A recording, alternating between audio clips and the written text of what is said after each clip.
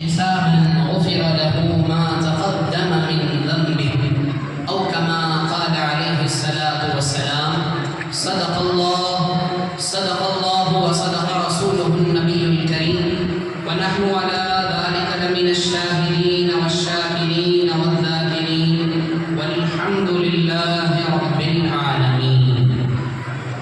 رضيت بالله ربا وبالإسلام دينا وبمحمد صلی اللہ تعالی علیہ وسلم نبیا ورسولا. اللہ تعالیٰ کا بے انتہا فضل و کرم ہے، اس کا کروڑ احسان ہے.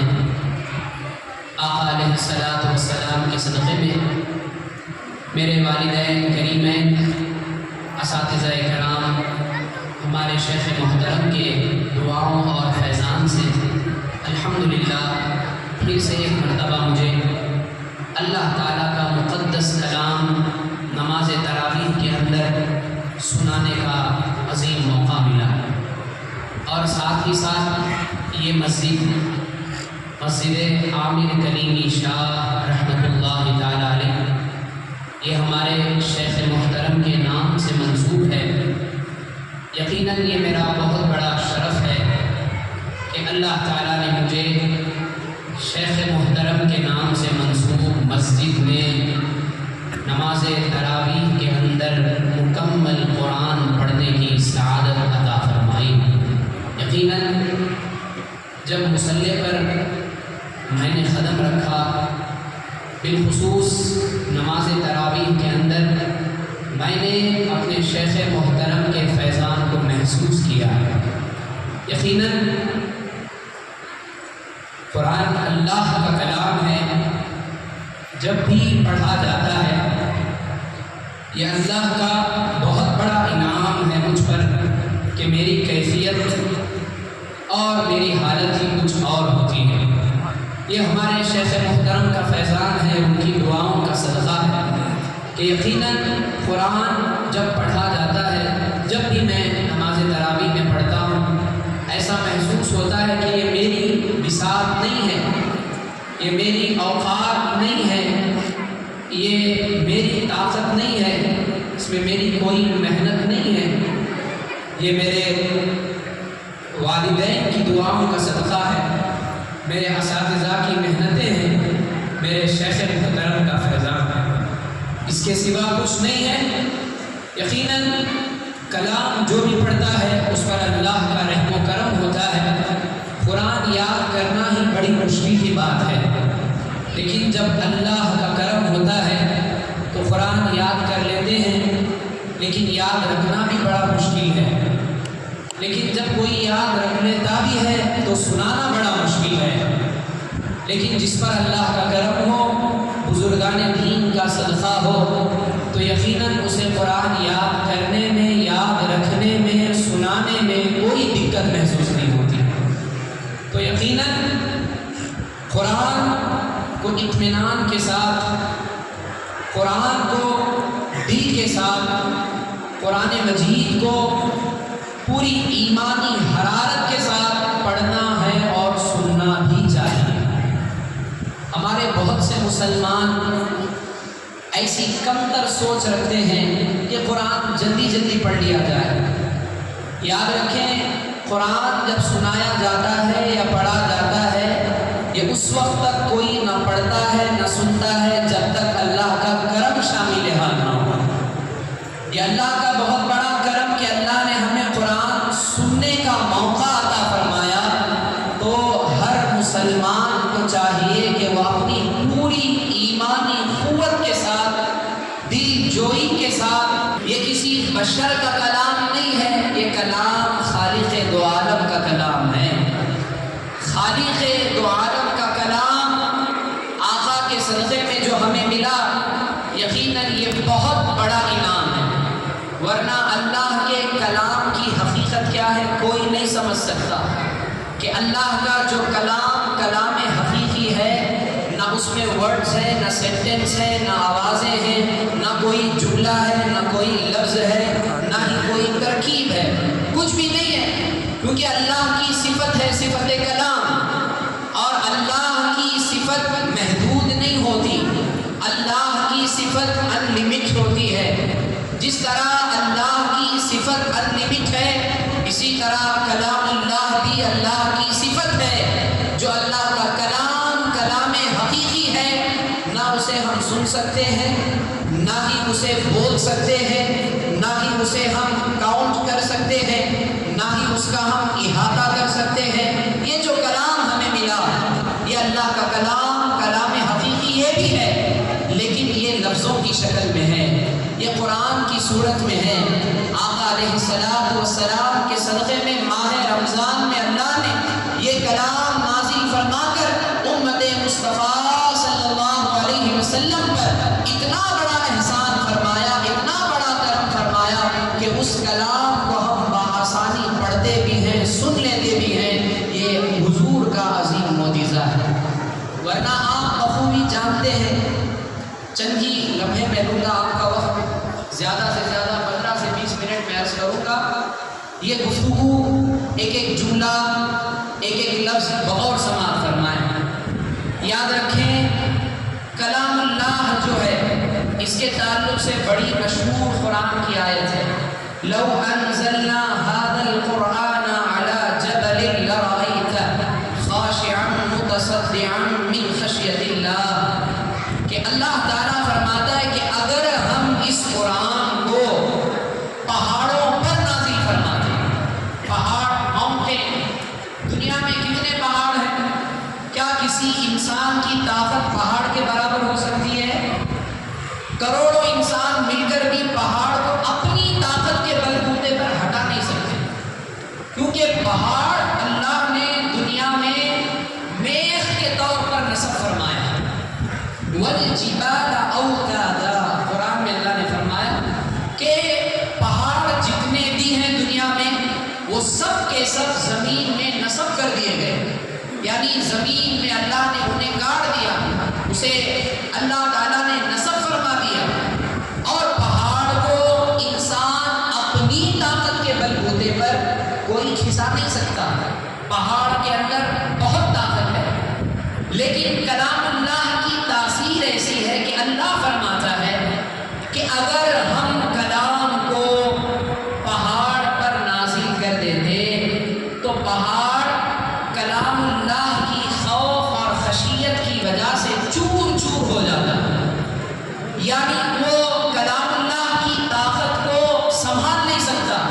قرآن میں 2 لفظ ہیں، لَرَأَيْتَهُ خَاشِعًا مُتَصَدِّعًا، یعنی خوف اور خشیت کی وجہ سے، یعنی کلام اللہ کی طاقت کو اپنے اندر سنبھال نہ سکنے کی وجہ سے پہاڑ جو ہے خشوع یعنی جھک جاتا، یعنی اپنے گھٹنے ٹیک دیتا ہے کہ پروردگارا میرے اندر اتنی طاقت نہیں کہ میں تیرے کلام کو سنبھال سکوں، یعنی پہاڑ خشوع میں رہ گیا، یعنی جھک گیا کہ کلام اللہ کو سنبھالنا، کلام اللہ کی جیسی عظیم اللہ کی صفت کو اپنے اندر لینا، یہ میرے بس کی بات نہیں ہے۔ پھر ایک لفظ ہے متصدع، یہ تصدع سے بنا ہے۔ تصدع کہتے ہیں کہ جب کوئی شخص اپنے اندر ایک چیز رکھتا ہے، اب وہ چیز رکھتے ہوئے اپنے اندر اس چیز کو نہ سنبھال کر اس چیز کو باہر اگل دینا۔ جیسے مثال کے طور پر گیس کا سلنڈر ہے، گیس کا سلنڈر جب حرارت کو، جب تپش کو، جب گرمی کو زیادہ پاتا ہے تو اپنے اندر گیس کو سنبھال کے رکھنے کی سکت اس کے پاس نہیں رہتی، اسی لیے گیس سلنڈر پھٹ جاتے ہیں کہ جب گیس اپنے اندر کی حرارت کو اپنی طاقت سے زیادہ پاتا ہے تو برداشت نہ کر کے اپنی ساری قوت کو، اپنی ساری گیس کو باہر اگل دیتا ہے۔ اسے کہتے عربی زبان میں تصدع۔ یہ باتیں علمی باتیں ہیں، قرآن کی باتیں ہیں، یہ دنیاوی باتیں نہیں ہیں۔ ذرا غور سے سنیے گا کہ قرآن کو اللہ اگر پہاڑ پر نازل کرتا تو سب سے پہلے پہاڑ جھک گیا کہ کلام اللہ کو سنبھالنے کی میرے پاس سکت نہیں ہے، طاقت نہیں ہے۔ اسی طرح اگر اللہ اسے نازل فرما دیتا تب بھی وہ پہاڑ جو ہے کلام اللہ جیسی عظیم اللہ کی صفت کی حرارت کو، یعنی کلام اللہ کی اس تاثیر کو اپنے اندر سنبھال نہ کر کے پہاڑ جو ہے اس کلام اللہ سے عاجز ہو جاتا۔ اب مثال کے طور پر سمجھ جائیے، اللہ کی یہ صفت ہے صفت کلام۔ حضرت موسیٰ علیہ السلام کوہ طور پر رب کا جلوہ دیکھنے گئے، اللہ کی بارگاہ میں عرض کی پروردگارا ربی ارینی، پروردگارا میں تجھے دیکھنا چاہتا ہوں۔ وَلَمَّا جَاءَ مُوسَىٰ لِمِيقَاتِنَا وَكَلَّمَهُ رَبُّهُ قَالَ رَبِّ أَرِنِي أَنظُرْ إِلَيْكَ۔ اب موسیٰ علیہ السلام کے جو ماننے والے تھے وہ بھی ساتھ میں تھے، انہوں نے پہلے کہا تھا کہ ہم آپ کے رب کو دیکھے بغیر نہیں مانیں گے۔ قرآن کہتا ہے حَتَّىٰ نَرَى اللَّهَ جَهْرًا۔ موسیٰ علیہ السلام کی قوم نے کہا کہ اے موسیٰ، ہم آپ پر اور آپ کے رب پر اسی وقت ایمان لائیں گے جب ہم اپنی آنکھوں سے اللہ کو دیکھیں گے۔ حضرت موسیٰ علیہ السلام اپنے ماننے والوں کو ساتھ لے کر گئے، اللہ کی بارگاہ میں عرض کی پروردگارا یہ تجھے دیکھنا چاہتے ہیں۔ حضرت موسیٰ علیہ السلام سے اللہ نے فرمایا اے موسیٰ تم ہرگز دیکھ نہیں سکتے، اگر دیکھنا چاہتے ہی ہو تو پہاڑ کی طرف نظر کرو، انظر الی الجبل، پہاڑ کی طرف دیکھو۔ تو اللہ تعالیٰ ایک تجلی اپنی، اس کی بے شمار تجلیات ہیں، اللہ کی تجلیات اتنی ہیں کہ اسے ہم کاؤنٹ نہیں کر سکتے، اسے ہم گن نہیں سکتے، شمار نہیں کر سکتے۔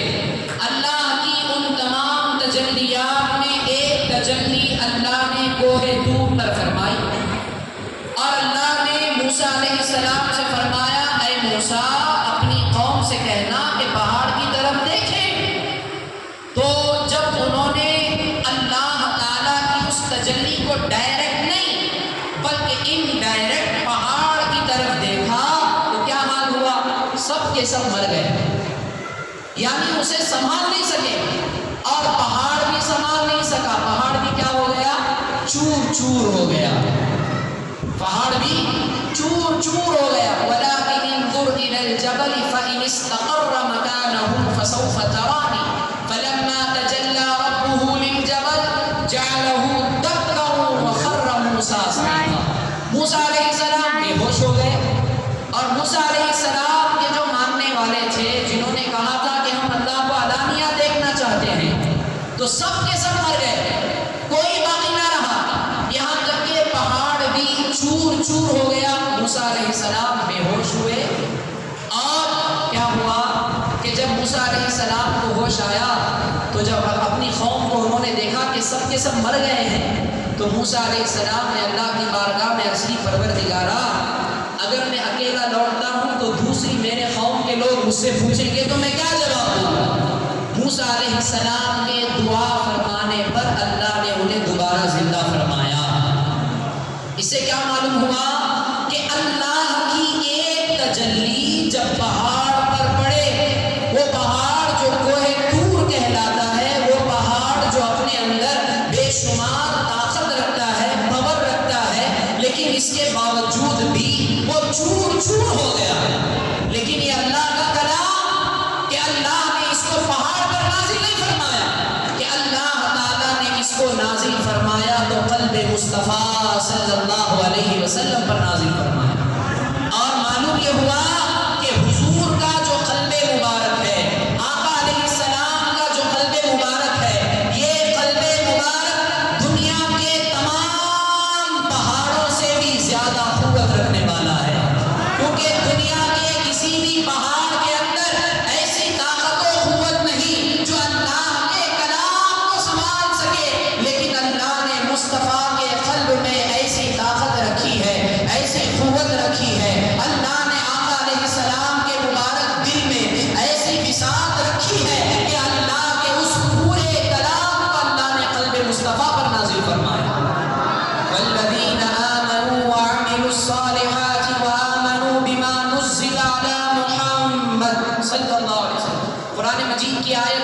سورہ محمد کی دوسری آیت ہے۔ اللہ فرماتا ہے کہ ہم نے اسے اے محمد آپ پر نازل فرمایا، اے محمد اس کو ہم نے آپ پر نازل فرمایا۔ جب قلب مصطفیٰ پر یہ قرآن نازل ہوا تو معلوم یہ ہوا کہ قلب مصطفیٰ جو ہے یہ اتنا عظیم اللہ تعالیٰ کی حول و قوت سے طاقت رکھنے والا ہے کہ جو پہاڑ جس طاقت کو سنبھال نہ سکے، پہاڑ کے اندر وہ قوت نہیں ہے جو قلب مصطفیٰ کے اندر قوت ہے۔ اب پھر اس کے بعد سب سے پہلے قرآن حضور کے قلب انور پر نازل ہوا، ماہ رمضان میں نازل ہوا، شب قدر میں نازل ہوا۔ اللہ نے اس کلام کو شب قدر میں نازل فرمایا۔ اور یاد رکھیں قرآن کے اترنے کے دو طریقے، ایک ہے تنزیل، ایک ہے انزال، ایک ہے تنزیل، ایک ہے انزال۔ قرآن میں یہ دونوں لفظ ہیں، دونوں ورڈ ہیں، تنزیل من رب العالمین، انا انزلناہ قرآنا عربیا۔ تنزیل کا لفظ بھی ہے، انزال کا لفظ بھی قرآن میں۔ تنزیل کہتے ہیں تھوڑا تھوڑا نازل ہونے کو، اور انزال کہتے ہیں ایک ہی بار پورا نازل ہونے کو۔ اب شب قدر کے تعلق سے اللہ نے فرمایا انا انزلناہ فی لیلۃ القدر، کہ لیلۃ القدر میں اللہ نے مکمل قرآن ایک ہی بار میں نازل فرمایا۔ اور کیسے نازل ہوا وہ کہ قرآن جو ایک ہی بار نازل ہوا وہ لوح محفوظ سے آسمانی دنیا پر، قرآن کہاں ہے پورے کا پورا؟ لوح محفوظ۔ لوح محفوظ سے اللہ نے پورا قرآن آج کی رات یعنی لیلۃ القدر میں پورے کا پورا لوح محفوظ سے آسمانی دنیا پر نازل فرمایا۔ پھر اس کے بعد تھوڑا تھوڑا کر کے جب آقا علیہ السلام پر پہلی وحی نازل ہوئی، اقرأ بسم ربک الذی خلق، وہاں سے تنزیل کا سلسلہ شروع ہوا۔ تنزیل کہتے ہیں تھوڑا تھوڑا کر کے نازل ہونا۔ اب آسمانی دنیا سے قلب مصطفیٰ صلی اللہ علیہ وسلم پر اللہ نے 23 سال کی مدت میں تھوڑا تھوڑا کر کے قرآن کو نازل فرمایا۔ اسے کیا کہتے ہیں؟ تنزیل۔ کیا کہتے ہیں؟ تنزیل۔ ایک ہی بار نازل ہونے کو کیا کہتے ہیں؟ انزال۔ یہ بات یاد رکھنا۔ قرآن کا نزول دو طریقے سے ہوا، ایک ہی بار میں پورا نازل ہونا، اور ایک ہے تھوڑا تھوڑا کر کے نازل ہونا۔ ایک ہی بار جو نازل ہوا لوح محفوظ سے آسمانی دنیا کی طرف لیلۃ القدر میں، اور تھوڑا تھوڑا کر کے جو نازل ہوا آقا علیہ السلام کی جب عمر مبارک 40 برس کی ہوئی، اس وقت سے لے کر 63 سالہ زندگی جو آپ کی گزری، 40 سال سے 63 ایئرس تک یعنی 23 ایئرس میں آقا علیہ السلام پر یہ قرآن تھوڑا تھوڑا کر کے اللہ نے نازل فرمایا۔ اب یہ قرآن جس کو پہاڑ سنبھال نہ سکے، قلب مصطفیٰ پر اللہ نے نازل فرمایا۔ اور آج دیکھیں یہ قرآن کا کرشمہ ہے، خدا کی قدرت ہے، اور آقا علیہ السلام کا معجزہ ہے کہ آج جن حافظوں کے سینے میں بھی قرآن موجود ہے، دنیا میں لاکھوں کروڑوں کی تعداد میں آج حفاظ موجود ہیں، جن کے دلوں میں آج قرآن بسا ہوا ہے، یہ قلب مصطفیٰ کا فیضان ہے، یہ آقا علیہ السلام کے قلب انور کی بھیک ہے کہ آقا علیہ السلام کے قلب انور کے صدقے میں اللہ نے حفاظ کے سینوں میں بھی وہ طاقت و قوت رکھی ہے جو قرآن کو اپنے سینوں میں محفوظ کر رکھے ہیں۔ تو محترم حضرات، تو قلب حفاظ جو ہے، حافظوں کا جو سینہ ہوتا ہے وہ پہاڑ سے بھی زیادہ قوی ہوتا ہے، طاقت کے اعتبار سے، قوت کے اعتبار سے، کہ اللہ نے ان کے سینوں میں قلب مصطفیٰ کے فیضان کو جاری کر دیا، اور جب تک قلب مصطفیٰ کا فیضان ان پر جاری رہتا ہے قرآن مجید ان کے سینوں میں محفوظ رہتا ہے۔ یہ بات ذہن نشین رکھیں۔ اور فیضان مصطفیٰ تو جاری رہتا ہے، بہت سے حافظ قرآن یاد نہیں رکھ پاتے، فیضان مصطفیٰ تو ان پر جاری تھا فیضان مصطفیٰ ان میں داخل ہوتا رہے۔ فیضان مصطفیٰ میں کمی نہیں ہے، سینوں میں کمی ہے۔ جن کے سینے فیضان مصطفیٰ کے قابلیت رکھتے ہیں، اللہ تعالیٰ ان کے سینوں میں فیضان مصطفیٰ کے صدقے قرآن کو محفوظ فرما دیتا ہے، اور جن کے سینے قابل نہیں تو فیضان مصطفیٰ میں کمی نہیں ہے، فیضان مصطفیٰ میں نقص نہیں ہے، بلکہ انسانوں کے سینوں میں کمی ہوتی ہے۔ تو لہذا یہ بات ذہن نشین رکھیں کہ قرآن اللہ نے حضور پر نازل کیا، اور قرآن جو اللہ نے نازل فرمایا، یہ نازل اللہ نے کیوں کیا؟ قرآن کو اللہ نے کیوں نازل کیا؟ اس کا ریزن کیا ہے؟ یاد رکھیں، قرآن مجید نازل اس لیے نہیں ہوا کہ آپ اسے صرف دیکھتے رہیں، چھوتے رہیں، اپنے گھر کے اونچے طاق میں اٹھا کر رکھ دیں، کوئی مر گیا تو اٹھا کے پڑھے، یا رمضان آیا تو اٹھا کے پڑھے، یا کوئی گھر میں قرآن خالی ہو تبھی پڑھے۔ نہیں، قرآن نازل ہوا ہے روزانہ پڑھنے کے لیے، اور قرآن صرف پڑھنے کے لیے نازل نہیں ہوا، قرآن پڑھنا ہے، قرآن سے علم حاصل کرنا ہے۔ اسی لیے ہمارے شیخ محترم خواجہ فقیر نواز اکثر و بیشتر فرمایا گیا کہ قرآن پر عمل کرنے والے، قرآن کا جن سے رشتہ ہے وہ 5 طریقے کے ہیں۔ ایک نازلہ قرآن، اور ایک ہے قاری قرآن، اور ایک ہے حافظ قرآن، ایک ہے عالم قرآن، عامل قرآن، عارف قرآن، ایک ہے قرآن کو دیکھنے والا، قرآن کو دیکھنے والا، ایک ہے قرآن کو پڑھنے والا۔ اتنا ہی قرآن کا حق نہیں ہے، قرآن کو دیکھنا بھی ہے، پڑھنا بھی ہے، لیکن اسی پر ہمیں اکتفا نہیں کرنا، اسی پر ہمیں خاموش نہیں ہو جانا کہ قرآن ہم دیکھ بھی رہے ہیں، پڑھ بھی رہے ہیں، اپنا سب کچھ آ گیا، اب ہمنا کچھ بھی پڑھنے کی ضرورت نہیں۔ ایسی سوچ رکھنے والے ہی سب سے بڑے بے وقوف ہیں، ایسی فکر رکھنے والے ہی سب سے بڑے جاہل۔ یاد رکھیں اس بات، قرآن دیکھنا بھی ہے، قرآن پڑھنا بھی ہے، اور تیسرا ہے عالم قرآن، قرآن کا علم رکھنا، یعنی قرآن سے نالج حاصل کرنا کہ قرآن جو ہمارے آقا علیہ السلام پر اللہ نے نازل کیا، تمام عالمین کے لیے نازل فرمایا، تمام انسانوں کے لیے نازل فرمایا، تو اس میں اللہ نے کیا بیان فرمایا ہے، اس میں ہمارے لیے کیا عبرت ہے، کیا نصیحت ہے، کیا واعظ ہے، یہ ہمیں غور و فکر کرنا ہے۔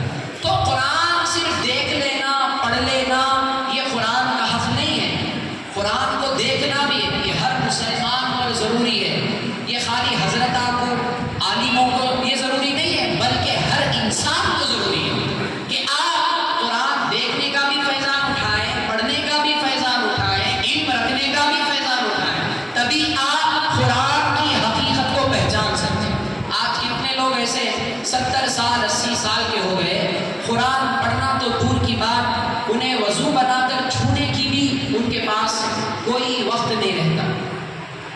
ایسے بھی لوگ ہیں جنہوں نے قرآن کو آج تک دیکھا بھی نہیں ہے، جنہیں وضو کرنا بھی نہیں آتا، تو قرآن کو کیسے چھو سکتے ہیں؟ قرآن کو تو بغیر وضو کے چھوا نہیں جا سکتا، حرام ہے۔ لیکن آج ایسے ضعیف حضرات، عمر دراز حضرات ایسے بھی ہیں، افسوس کے ساتھ یہ کہنا پڑتا ہے کہ انہیں وضو تک کرنا نہیں آتا، تو قرآن کو صحیح معنوں میں انہیں چھوائے کب؟ قرآن کو بغیر وضو کے چھوا نہیں جا سکتا۔ تو قرآن جو اللہ نے ہمیں عطا کیا ہے آقا علیہ السلام کے صدقے میں، یہ قرآن جو اللہ کا کلام ہے، یہ ہمارے لیے سرمایہ حیات اور سرمایہ نجات ہے۔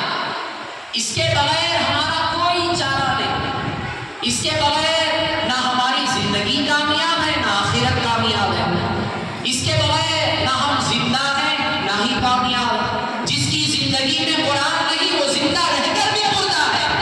آج لوگ بڑا سینہ تان کر چلتے ہیں، لیکن جن کا تعلق قرآن سے نہیں، جن کا کنیکشن قرآن سے نہیں، یاد رکھیں وہ چلتے پھرتے مردہ ہیں، انہیں زندہ رہنے کا کوئی حق نہیں ہے۔ قرآن اللہ نے مسلمانوں کے لیے نازل فرمایا، آج مسلم قوم ہی قرآن سے دور بھاگ رہی ہے، مسلم قوم ہی قرآن کی نالج سے بالکل ناواقف ہے، جاہل ہے۔ یہ بڑے افسوس کی بات ہے۔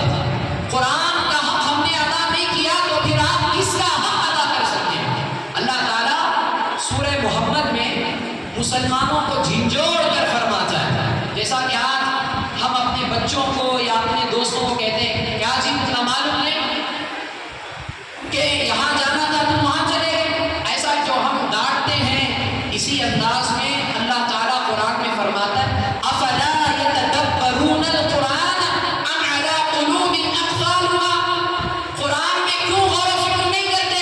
کیا تمہارے دلوں پر تالے پڑ گئے ہیں؟ اللہ تعالیٰ مسلمانوں سے یہ فرما رہا ہے کہ قرآن جو ہم نے تمہیں عطا کیا ہے، قرآن جو ہم نے خلق مصطفیٰ پر نازل فرمایا اور حضور کے صدقے میں ہم نے قرآن تمہیں دیا، کیا ہے مسلمانوں تم قرآن میں کیوں غور نہیں کرتے؟ کیا تمہارے دلوں پر تالے پڑ گئے ہیں؟ اتنی توبیخ کے ساتھ، زجر و توبیخ کے ساتھ جھنجھوڑتے ہوئے اللہ کا کلام ہم سے خطاب کر رہا ہے، مسلمانوں قرآن میں کیوں غور نہیں کرتے؟ قرآن میں کیوں تدبر نہیں کرتے؟ قرآن میں کیوں غور و فکر نہیں کرتے؟ اللہ نے ہر چیز قرآن میں نازل کی ہے، ہر چیز کو اللہ نے قرآن میں بیان فرمایا ہے، قرآن میں غور و فکر کرو۔ تمہارے دلوں پر پردے پڑ گئے کہ تم غور و فکر نہیں کرتے۔ معلوم کیا ہوا؟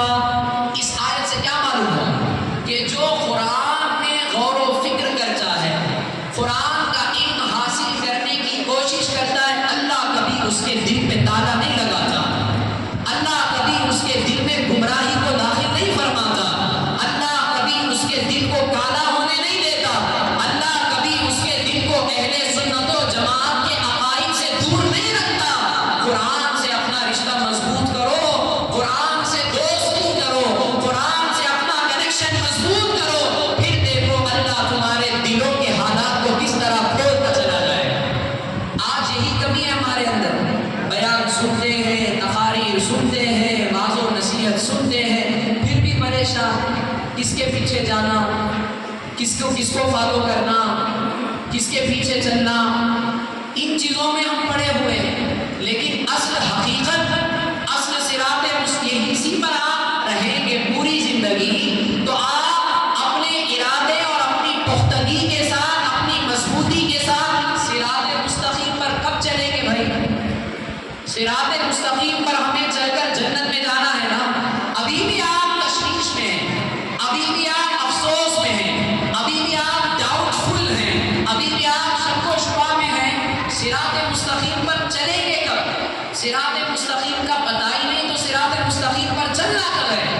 اسی لیے کہتے ہیں یک گیر محکم گیر، دست گیر دور دور گیر، یعنی ایک کو آپ جب اپنا رہبر مان لیے، ایک کو جب آپ نے اپنا لیڈر مان لیا، ایک کو جب آپ نے اپنا قائد مان لیا تو اس کو مضبوطی سے پکڑو، اپنے ہر معاملے میں، اپنے ہر مسئلے میں اس سے پوچھو، کبھی اس سے کبھی اس سے۔ یاد رکھنے ایک مسئلہ میں بتا دیتا ہوں، وہی شخص سب سے پوچھتا ہے جو اپنے من کی سنتا ہے۔ شریعت میں، قرآن میں جو اپنے من کی سنتا ہے نہ وہ دنیا میں کامیاب ہوگا نہ آخرت میں کامیاب ہوگا۔ یاد رکھیں آج یہ ٹرینڈ چلا ہوا ہے کہ آج ہماری عوام کیا کرتی ہے، چلو بھئی یہ مسئلہ کبھی سنی عالم سے پوچھیں گے، کبھی تبلیغی عالم سے پوچھیں گے، کبھی اہل حدیث والے سے پوچھیں گے، کبھی غیر مخلد سے پوچھیں گے، کبھی جماعت اسلامی والے سے پوچھیں گے، اس طرح پوچھتے رہتے ہیں۔ کیوں پوچھتے ہیں یہ؟ کیونکہ وہ ان کے قول پر عمل نہیں، جب تک ان کے من کے مطابق بات نہیں ملے گی وہ عمل نہیں کرے گا۔ ایسا ٹرینڈ ہے، ایسا ذہن ہے آج عوام کا کہ وہ عالموں کی نہیں سن رہے ہیں، ان کے من کے مطابق کون عالم بولتا وہ نہیں چلتا۔ ایسا آج ہمارا ذہن ہے۔ یہ شریعت یہ ذہن نہیں دیتی، قرآن ہمیں یہ ذہن نہیں دیتا۔ جو شریعت ہے اس کو اپنے عقل کے اوپر رکھو، اپنی عقل کو شریعت کے ماتحت رکھو، تبھی آپ مسلمان رہ سکتے ہیں۔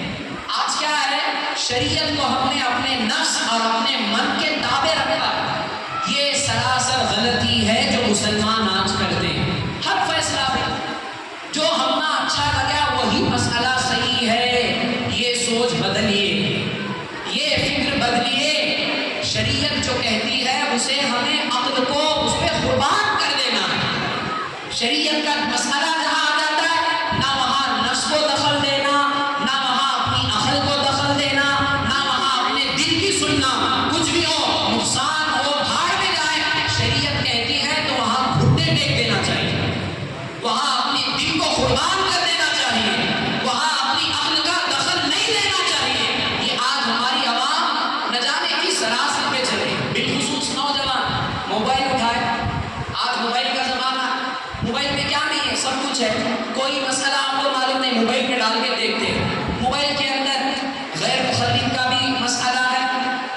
دیوبندی کا بھی مسئلہ ہے، تبلیغی جماعت کا بھی مسئلہ ہے، وہابیوں کا بھی ہے، اہل سنت و جماعت کا بھی ہے۔ اب وہ نوجوان کیا کرتا، کالج میں پڑھنے والا، جاب کرنے والا یا دنیا دار کیا کرتا ہے، جو اسے پسند آیا کیا کرتا ہے، جس مسلک کا مسئلہ اسے پسند آیا اسے چوز کر لیتا ہے، اسے سلیکٹ کر لیتا ہے، اب عمل کرنے لگتا ہے۔ اب اسے نہ صحیح معلوم نہ غلط معلوم، حالانکہ موبائل کے اندر اس سسٹم میں، اس سوشل میڈیا میں صحیح بھی ہے غلط بھی ہے۔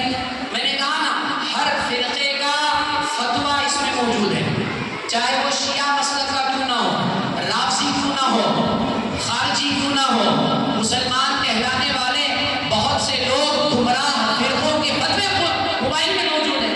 آج کا نوجوان کیا کرتا ہے، جو مسئلہ نہیں حضرت کو کہیں پوچھنا، حضرت سے کیا معلوم کرنا، چلو بھائی موبائل میں دیکھ لیں گے، موبائل میں سب کچھ ہے نا، اب موبائل میں اٹھائے یوٹیوب ڈال دیے یا کوئی گوگل میں سرچ کر لیے، اب بہت سے فتوے سامنے آئے، وہ حضرت یہ بولتے ہیں، یہ حضرت یہ بولتے ہیں، یہ حضرت یہ بولتے ہیں، کس کا سننا؟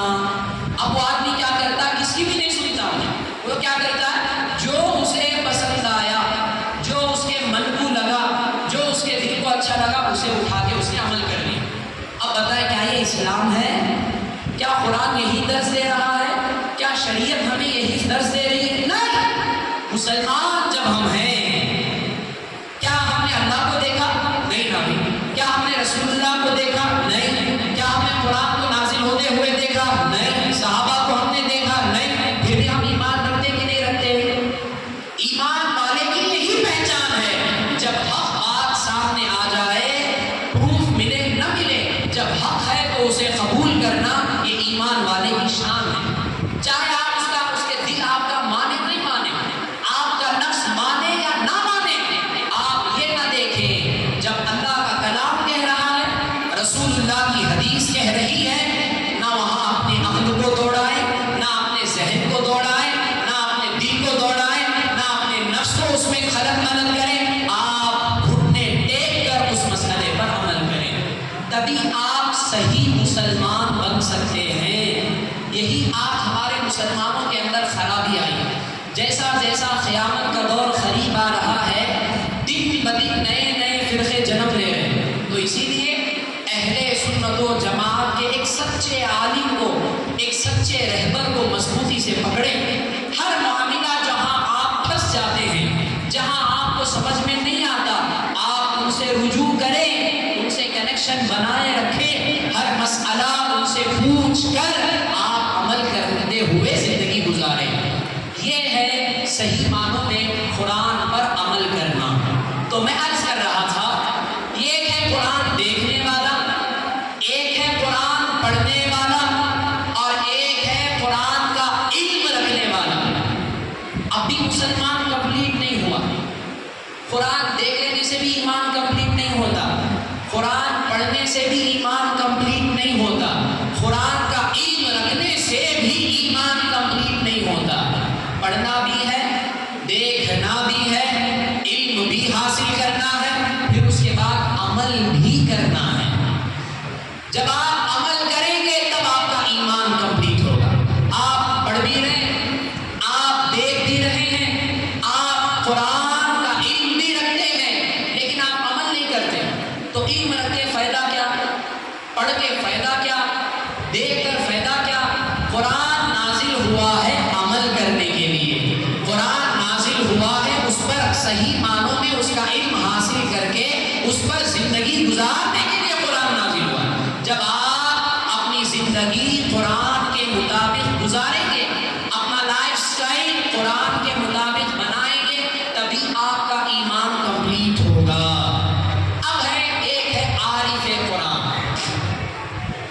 عارف قرآن ہونا ہر مسلمان کے بس کی بات نہیں، بس آپ دیکھ رہے ہیں، پڑھ رہے ہیں، علم حاصل کر رہے ہیں، عمل کر رہے ہیں، اتنا آپ کر لیے آپ نجات پا جائیں گے، آپ کو جنت مل جائے گی، آپ کو آقا علیہ الصلوۃ والسلام کے صدقے میں جنت میں داخلہ مل جائے گا۔ لیکن ایک درجہ اور ہے جو ہے عارف قرآن، جو قرآن کا عرفان رکھتا ہے، جو قرآن کے راز و رموز کو آقا کے فیضان سے جانتا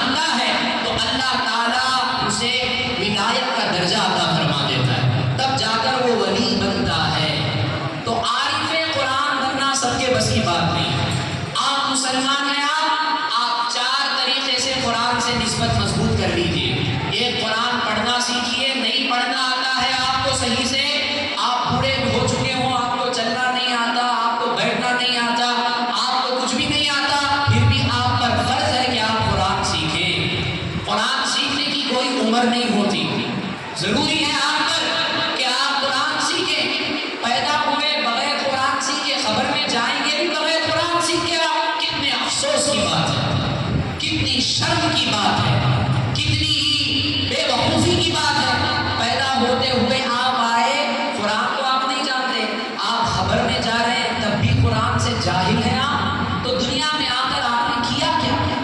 دنیا میں آ کر آپ نے کیا حاصل کیا ہے؟ دنیا میں اللہ نے آپ کو بھیجا تو آپ نے کیا سیکھا، کیا عمل کیا؟ قبر میں جا کے کیا جواب دیں گے؟ قیامت میں کیا جواب دیں گے آپ؟ تو لہذا آئے تھے بے پڑھے، جانا ہے پڑھ لکھ کر، جانا ہے عمل کرتے ہوئے، جانا ہے قرآن پڑھتے ہوئے، قرآن کا علم رکھتے ہوئے، عمل کرتے ہوئے آپ کو جانا ہے. تبھی وہ عمل آپ کو قبر میں کام آتا ہے. کوئی قبر میں کام نہیں آتا. جاؤ جی تمہارے پیر صاحب تم نہ بچا لیتے، جاؤ جی تمہارے بڑے تم نہ بچا لیتے. نہیں، وہ بھی بچا دے گا جب آپ کی نسبت قرآن سے صحیح معنوں میں مضبوط ہوتا. آج لوگوں کو بیوقوف بنایا جاتا ہے، پیر صاحب بھائی نہ بھائی بچا لیں گے تمہارے. نہیں، سلسلے عامریہ کا بھی یہی پیغام ہے، سلاسل حقہ کا بھی یہی پیغام ہے. پیر صاحب قبر میں بچانے نہیں آتے، تبھی ان کی نسبت کام آتی ہے جب آپ کا کنیکشن قرآن سے مضبوط رہتا ہے. ضرور بچائیں گے، ضرور ان کی نسبت کام آئے گی. کب؟ جب آپ صحیح معنوں میں مسلمان بن کر گئے، تب صحیح معنوں میں جب آپ کا کنیکشن قرآن سے رہا تب وہ کام آتے ہیں، تب ان کی نسبتیں کام آتی ہیں. نہ فرائض کا پتہ، نہ واجبات کا پتہ، نہ سنت کا پتہ، بس اسی سہارے جی رہے، کچھ بھی کر لو. پیر صاحب سے مرید ہو گئے، پیر صاحب بچا لیں گے قبر میں. ایسی سوچ رکھنے والے مسلمان ہی آج پستیوں کے شکار ہیں. یاد رکھیں، ضرور پیروں سے نسبت رکھنا یہ ہمارا ایمان ہے. ان کی نسبت کام آتی ہے، اس پر ہمارا ایمان ہے. ان کی نسبتیں، ان کا فیضان دنیا میں بھی کام آئے گا، قبر میں بھی رہے گا، آخرت میں بھی رہے گا. اس پر ہمارا ایمان ہے. لیکن ایمان رکھتے ہوئے حقیقت سے نا واقف ہونا، حقیقت کو چھوڑ دینا، یہ کہاں کی انصاف کی بات ہے. نسبت کام آتی ہے جب آپ صحیح معنوں میں مسلمان ہوں. تب آپ مسلمان ہی صحیح نہیں بنے، کمپلیٹ مسلمان نہیں بنے، کمپلیٹ آپ کا ایمان نہیں ہے، تو قبر میں نسبتیں کیسے کام آئیں؟ تو لہذا اپنا جو منصب ہے آپ کا، جو آپ پر اللہ نے، شریعت نے جو چیزیں لاگو کی ہیں، اس پر پہلے عمل کرتے ہوئے زندگی گزاریں. آپ کے پیر کی نسبت بھی آپ کو کام آئے گی. آپ کا جب دم نزع ہوگا، آخر وقت جب آپ کا ہوگا، اگر آپ نے زندگی صحیح معنوں میں، صحیح طریقے سے ایمان کی حالت میں گزاری، پیر کا فیضان آپ کے ساتھ رہے گا تو خاتمہ ایمان پر ہوگا. یہ بھی ضروری ہے، وہ بھی ضروری ہے. یہ دونوں چیزیں لازم و ملزوم ہیں، عمل بھی ہونا، نسبت بھی ہونا. یہ ہے اہل سنت و جماعت کا عقیدہ. سنی کہلانے والے خالی مزارات کو، خالی نسبتوں کو ترجیح نہیں دیتے. ان کے پاس عمل بھی ہے، نسبت بھی ہے. یہ دونوں چیزیں لازم و ملزوم ہیں. عمل بھی ضروری ہے، نسبت بھی ضروری ہے. جہاں عمل نہیں وہاں نسبت کام نہیں آئے گی، جہاں نسبت نہیں وہاں عمل بھی بھرپور فائدہ نہیں دے گا.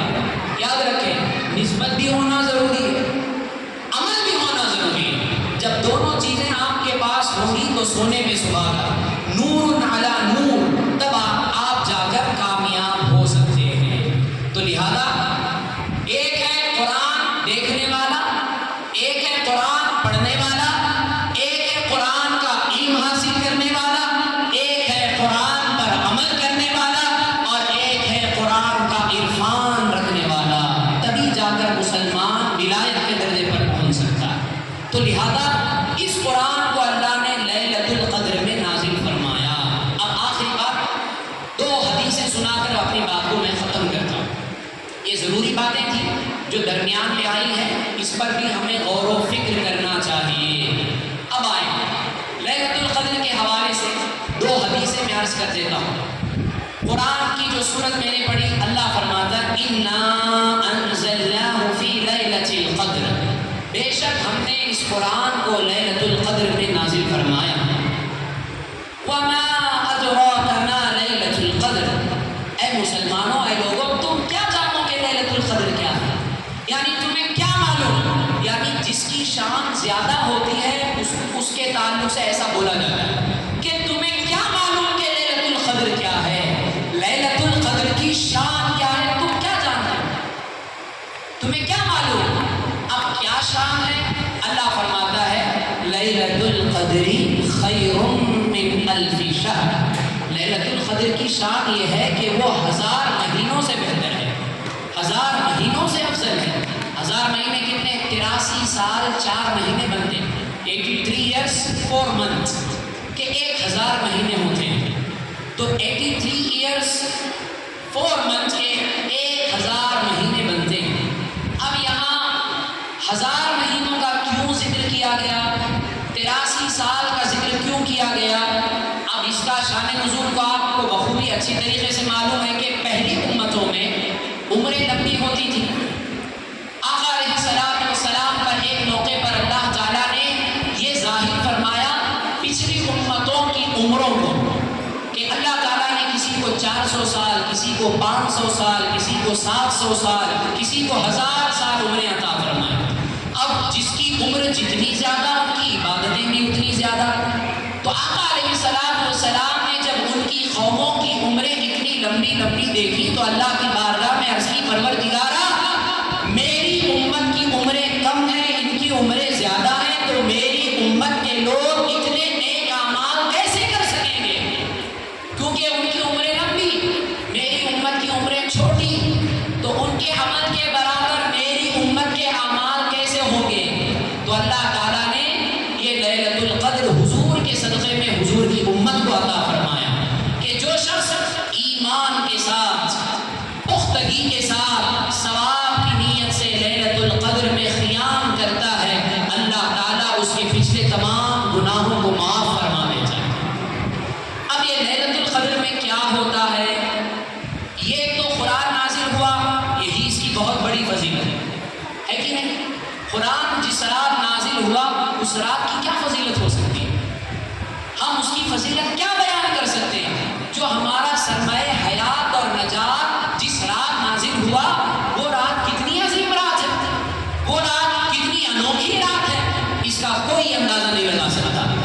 پھر اس کے بعد اس کے ساتھ ہی ساتھ ایک اور بینیفٹ ہے، وہ کیا ہے؟ تنزل الملائکۃ والروح فیہا بإذن ربہم من کل امر، کہ اس رات فرشتے ملائکہ نازل ہوتے ہیں اور والروح تمام فرشتوں کے سردار حضرت جبریل علیہ السلام اترتے ہیں، وہ اپنے سے نہیں اترتے، بإذن ربہم ان کے رب کے پرمیشن سے اترتے ہیں، ان کے رب کے آرڈر سے اترتے ہیں، ان کے رب کے حکم سے وہ فرشتے حضرت جبریل علیہ السلام اپنے فرشتوں کے ساتھ اس رات آسمان سے دنیا کی طرف آتے ہیں، زمین کی طرف آتے ہیں۔ تنزل الملائکۃ والروح فیہا بإذن ربہم من کل امر۔ اب یہاں ایک حدیث سنیں، حضرت جبریل علیہ السلام جو اس رات آتے ہیں ان کے آنے کی کیفیت کیا ہوتی ہے، ان کے آنے کی حالت کیا ہوتی ہے؟ یاد رکھیں حضور اکرم صلی اللہ علیہ وسلم نے ارشاد فرمایا، امام بہقی نے اس حدیث کو شعب الایمان کے اندر روایت فرمایا، یہ ریفرنس میں نے دے دیا ہے۔ حضور اکرم صلی اللہ علیہ وسلم کی یہ حدیث امام بہقی نے شعب الایمان، یہ وہ حدیث کی کتاب ہے کہ اس کتاب کو ہر ایک مسلک کا آدمی مانتا ہے، چاہے وہ غیر مقلد ہو، اہل حدیث ہو، وہابی ہو، دیوبندی، کوئی بھی کیوں نہ ہو، ہر آدمی اس حدیث کی کتاب کو مانتا ہے، گھٹنے ٹیک دیتا ہے۔ وہ کتاب کا نام کیا ہے؟ شعب الایمان۔ اور اس کتاب کے اندر حدیثیں جمع کرنے والے امام بہقی علیہ الرحمہ اس کے اندر اس حدیث کو روایت فرماتے ہیں کہ حضور اکرم صلی اللہ علیہ وسلم نے ارشاد فرمایا، وَإِذَا كَانَتْ لَيْلَةُ الْقَدْرِ يَأْمُرُ اللَّهُ عَزَّ وَجَلَّ جِبْرِيلَ علیہ السلام، کہ جب لیلۃ القدر ہوتی ہے تو اللہ تعالیٰ حکم دیتا ہے، آرڈر دیتا ہے حضرت جبریل علیہ السلام۔ جبریل علیہ السلام کون ہے؟ کون بولی؟ جبریل علیہ السلام کون ہے؟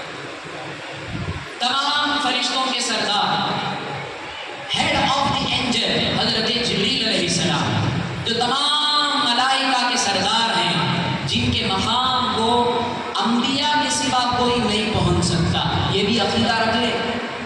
جو رسول ملائکہ ہوتے ہیں، جبریل علیہ السلام، میکائیل علیہ السلام، اسرائیل علیہ السلام، اسرافیل علیہ السلام، ان کا مقام اتنا بلند و بالا ہے کہ نبیوں کے علاوہ، چاہے وہ صحابہ ہی کیوں نہ ہوں، اہل بیت ہی کیوں نہ ہو، حضور اور دیگر انبیاء کے علاوہ جبریل علیہ السلام کے مرتبے کو کوئی نہیں پہنچ سکتا. یہ اہل سنت و جماعت کا عقیدہ ہے. جبریل علیہ السلام کا مقام تمام صحابہ سے افضل ہے. یہ عقیدہ رکھ لیں.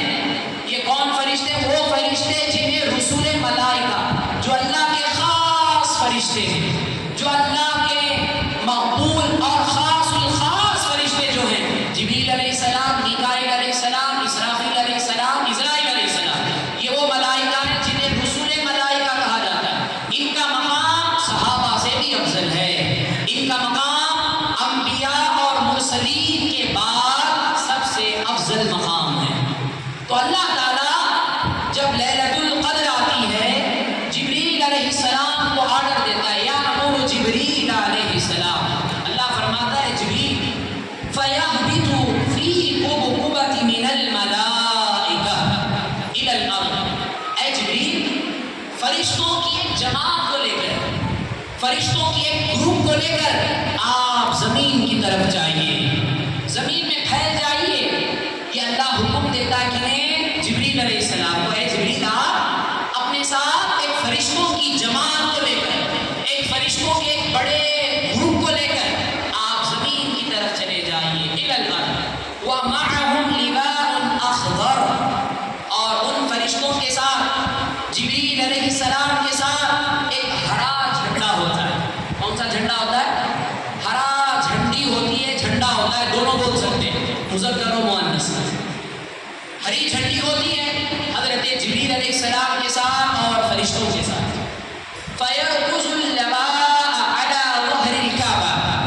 فرشتے اس جھنڈے کو، اس فلیگ کو، اس لواء کو، اس علم کو فرشتے کیا کرتے ہیں؟ کعبہ کی پشت پر نصب کر دیتے ہیں. کعبے کی پشت پر نصب کر دیتے ہیں. وہ انسانوں کو نظر نہیں آتا.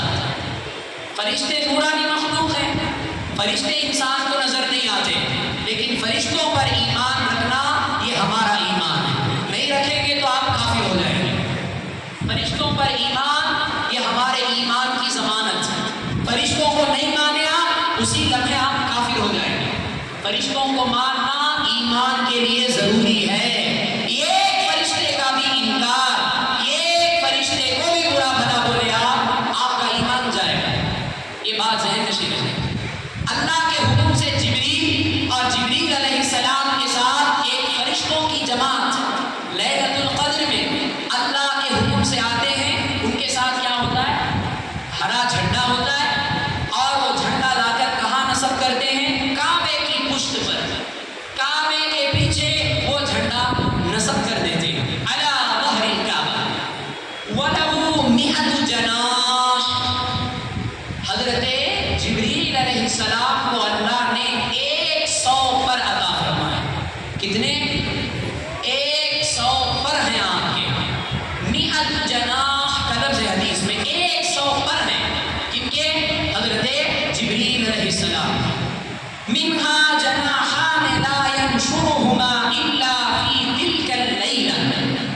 لیکن ان 100 پروں میں صرف 2 پروں کے ساتھ حضرت جبریل آتے ہیں. 100 پروں کے ساتھ نہیں آتے. کتنے پروں کے ساتھ آتے ہیں؟ 2 پروں کے ساتھ آتے ہیں. 100 پروں میں 2 پروں کے ساتھ جبریل علیہ السلام زمین کی طرف آتے ہیں. آ کر لا ينشرهما الا فی تلک اللیلہ. حضور فرماتے ہیں کہ وہ جو 2 پروں کے ساتھ جو حضرت جبریل آتے ہیں نا،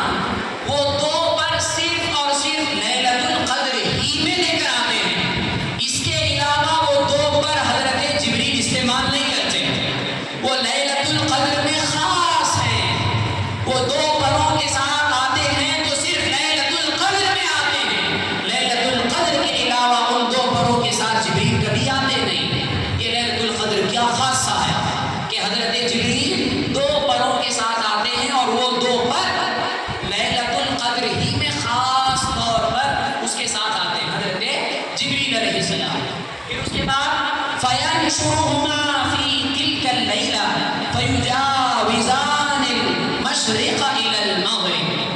اب وہ دو پر ایسے ہوتے ہیں کہ ایک پر مشرق تک پھیلا ہوا ہے اور ایک پر مغرب تک پھیلا ہوا ہے. یعنی ان دو پر اتنے بڑے ہوتے ہیں کہ دونوں پروں سے دنیا کے دونوں کونوں کو جبریل علیہ السلام گھیر لیتے ہیں، مشرق سے لے کر مغرب تک. ایک پر مشرق تک پھیلا ہوا ہے، ایک پر مغرب تک پھیلا ہوا ہے. جبریل علیہ السلام ان دونوں پروں سے مشرق اور مغرب دونوں سمتوں کو گھیر لیتے ہیں. اس طرح حضرت جبریل علیہ السلام کا نزول ہوتا ہے لیلۃ القدر میں زمین کی طرف. یہ کیفیت ہوتی ہے جبریل علیہ السلام. پھر اس کے بعد وہ آ کے کیا کرتے ہیں، ان کے ساتھ ایک جماعت ہوتی ہے، وہ آ کے کیا کرتے ہیں، فَيُسَلِّمُونَ عَلَىٰ كُلِّ قَائِمٍ وَقَاعِدٍ وَمُصَلٍّ وَذَاكِرٍ وَيُصَافِحُونَهُ. وہ آ کر کیا کرتے ہیں، ان کی ڈیوٹی کیا ہوتی ہے، وہ آ کر سلامتی بھیجتے ہیں. قرآن کہتا ہے نا سلام ہی حتی مطلع الفجر، یعنی وہ سلامتیوں کی رات ہے. یہ رات کیسی رات ہے، سلامتیوں کی رات. جو بھی بھلائی آپ کو چاہنا اس رات مانگے سچے دل سے اللہ عطا فرمائے. فَيُسَلِّمُونَ عَلَىٰ كُلِّ صَائِمٍ وَقَاعِدٍ وَذَاكِرٍ وَمُصَلٍّ. حضور فرماتے ہیں کہ فرشتے سلامتی بھیجتے ہیں ان کو جو کھڑے ہو کر عبادت کرتے ہیں، جو بیٹھ کر عبادت کرتے ہیں، جو نماز پڑھتے رہتے ہیں اور ذکر کرتے رہتے ہیں. اب بہت سے لوگ یہ ڈاؤٹ میں، اب ہم یہاں بیٹھ گئے نا، رات جاری، نہ ہمیں نماز پڑھ رہے ہیں، نہ ہمیں عبادت کر رہے ہیں، نہ ذکر کر رہے ہیں، حضرت کا بیان سن رہے ہیں ہم. یاد رکھیں دین سیکھنا افضل عبادت، نفلی عبادت سے افضل ہے یہ آپ کا بیان سننا، کیونکہ علم حاصل کرنا عمل سے افضل ہے. یہ جو علم آپ کو مل رہا ہے یہ عبادت سے خالی نہیں ہے، یہ عبادت کی جان ہے. آقا علیہ السلام کی وہ حدیث میں نے اکثر سنائی، آج بھی سنا دیتا ہوں، سن لیجئے. جو لوگ یہ کہتے ہیں کہ حضرت عبادت کو وقت دیے نہیں، بیان کرنے کو بیٹھ گئے. یہ ایک صحابی تھے، حضور کے ساتھ عصر کی نماز کا وقت ہوا، جبریل علیہ السلام آئے حضور کی بارگاہ میں، عرض کرنے لگے یا رسول اللہ یہ جو صحابی آپ کے ساتھ ہیں یہ ابھی مغرب سے پہلے پہلے ان کا وصال ہو جائے گا، یہ انتقال کر جائیں گے. جبریل علیہ السلام آ کر یہ خبر دیے حضور کی بارگاہ میں اور چلے گئے. آقا علیہ السلام نے ان صحابی کو ان کے موت کی خبر سنائی کہ آپ مغرب سے پہلے پہلے آپ کا انتقال ہو جائے گا. اب ذرا اس صحابی کا عقیدہ دیکھیے، وہ صحابی تھے، کوئی وہابی نہیں تھے. صحابی رسول عرض کرتے ہیں یا رسول اللہ اب آپ ہی بتائیے کہ میں کیا کروں. اب وہ صحابی تھے نا، اب اگر کسی آپ کو معلوم ہو گیا ابھی آپ آدھے گھنٹے میں مرنے والے ہیں، کیا کریں گے؟ جا کے وضو بنائیں گے، نماز پڑھنے لگ جائیں گے کہ نہیں کریں گے؟ قرآن پڑھنے بیٹھ جائیں گے، دعا کریں گے، توبہ کریں گے، استغفار کریں گے، کیونکہ میرا آخری وقت ہے. آپ کو معلوم ہو گیا اگر آدھا گھنٹہ پہلے کہ آپ کے مرنا تو کیا کریں گے؟ آپ یہی عبادت کریں گے نا. مسلمان ہوگا تو عبادت کرے گا، اللہ کو راضی کرنے والا کام کرے گا. وہ صحابی تھے، انہوں نے جب جان ایمان سامنے ہے، روح ایمان سامنے ہے، روح زندگی سامنے ہے، جن کے صدقے میں اللہ نے زندگی دی، جن کے صدقے میں اللہ نے جنت بنائی، ان سے عرض کرتے یا رسول اللہ میں کیا کروں؟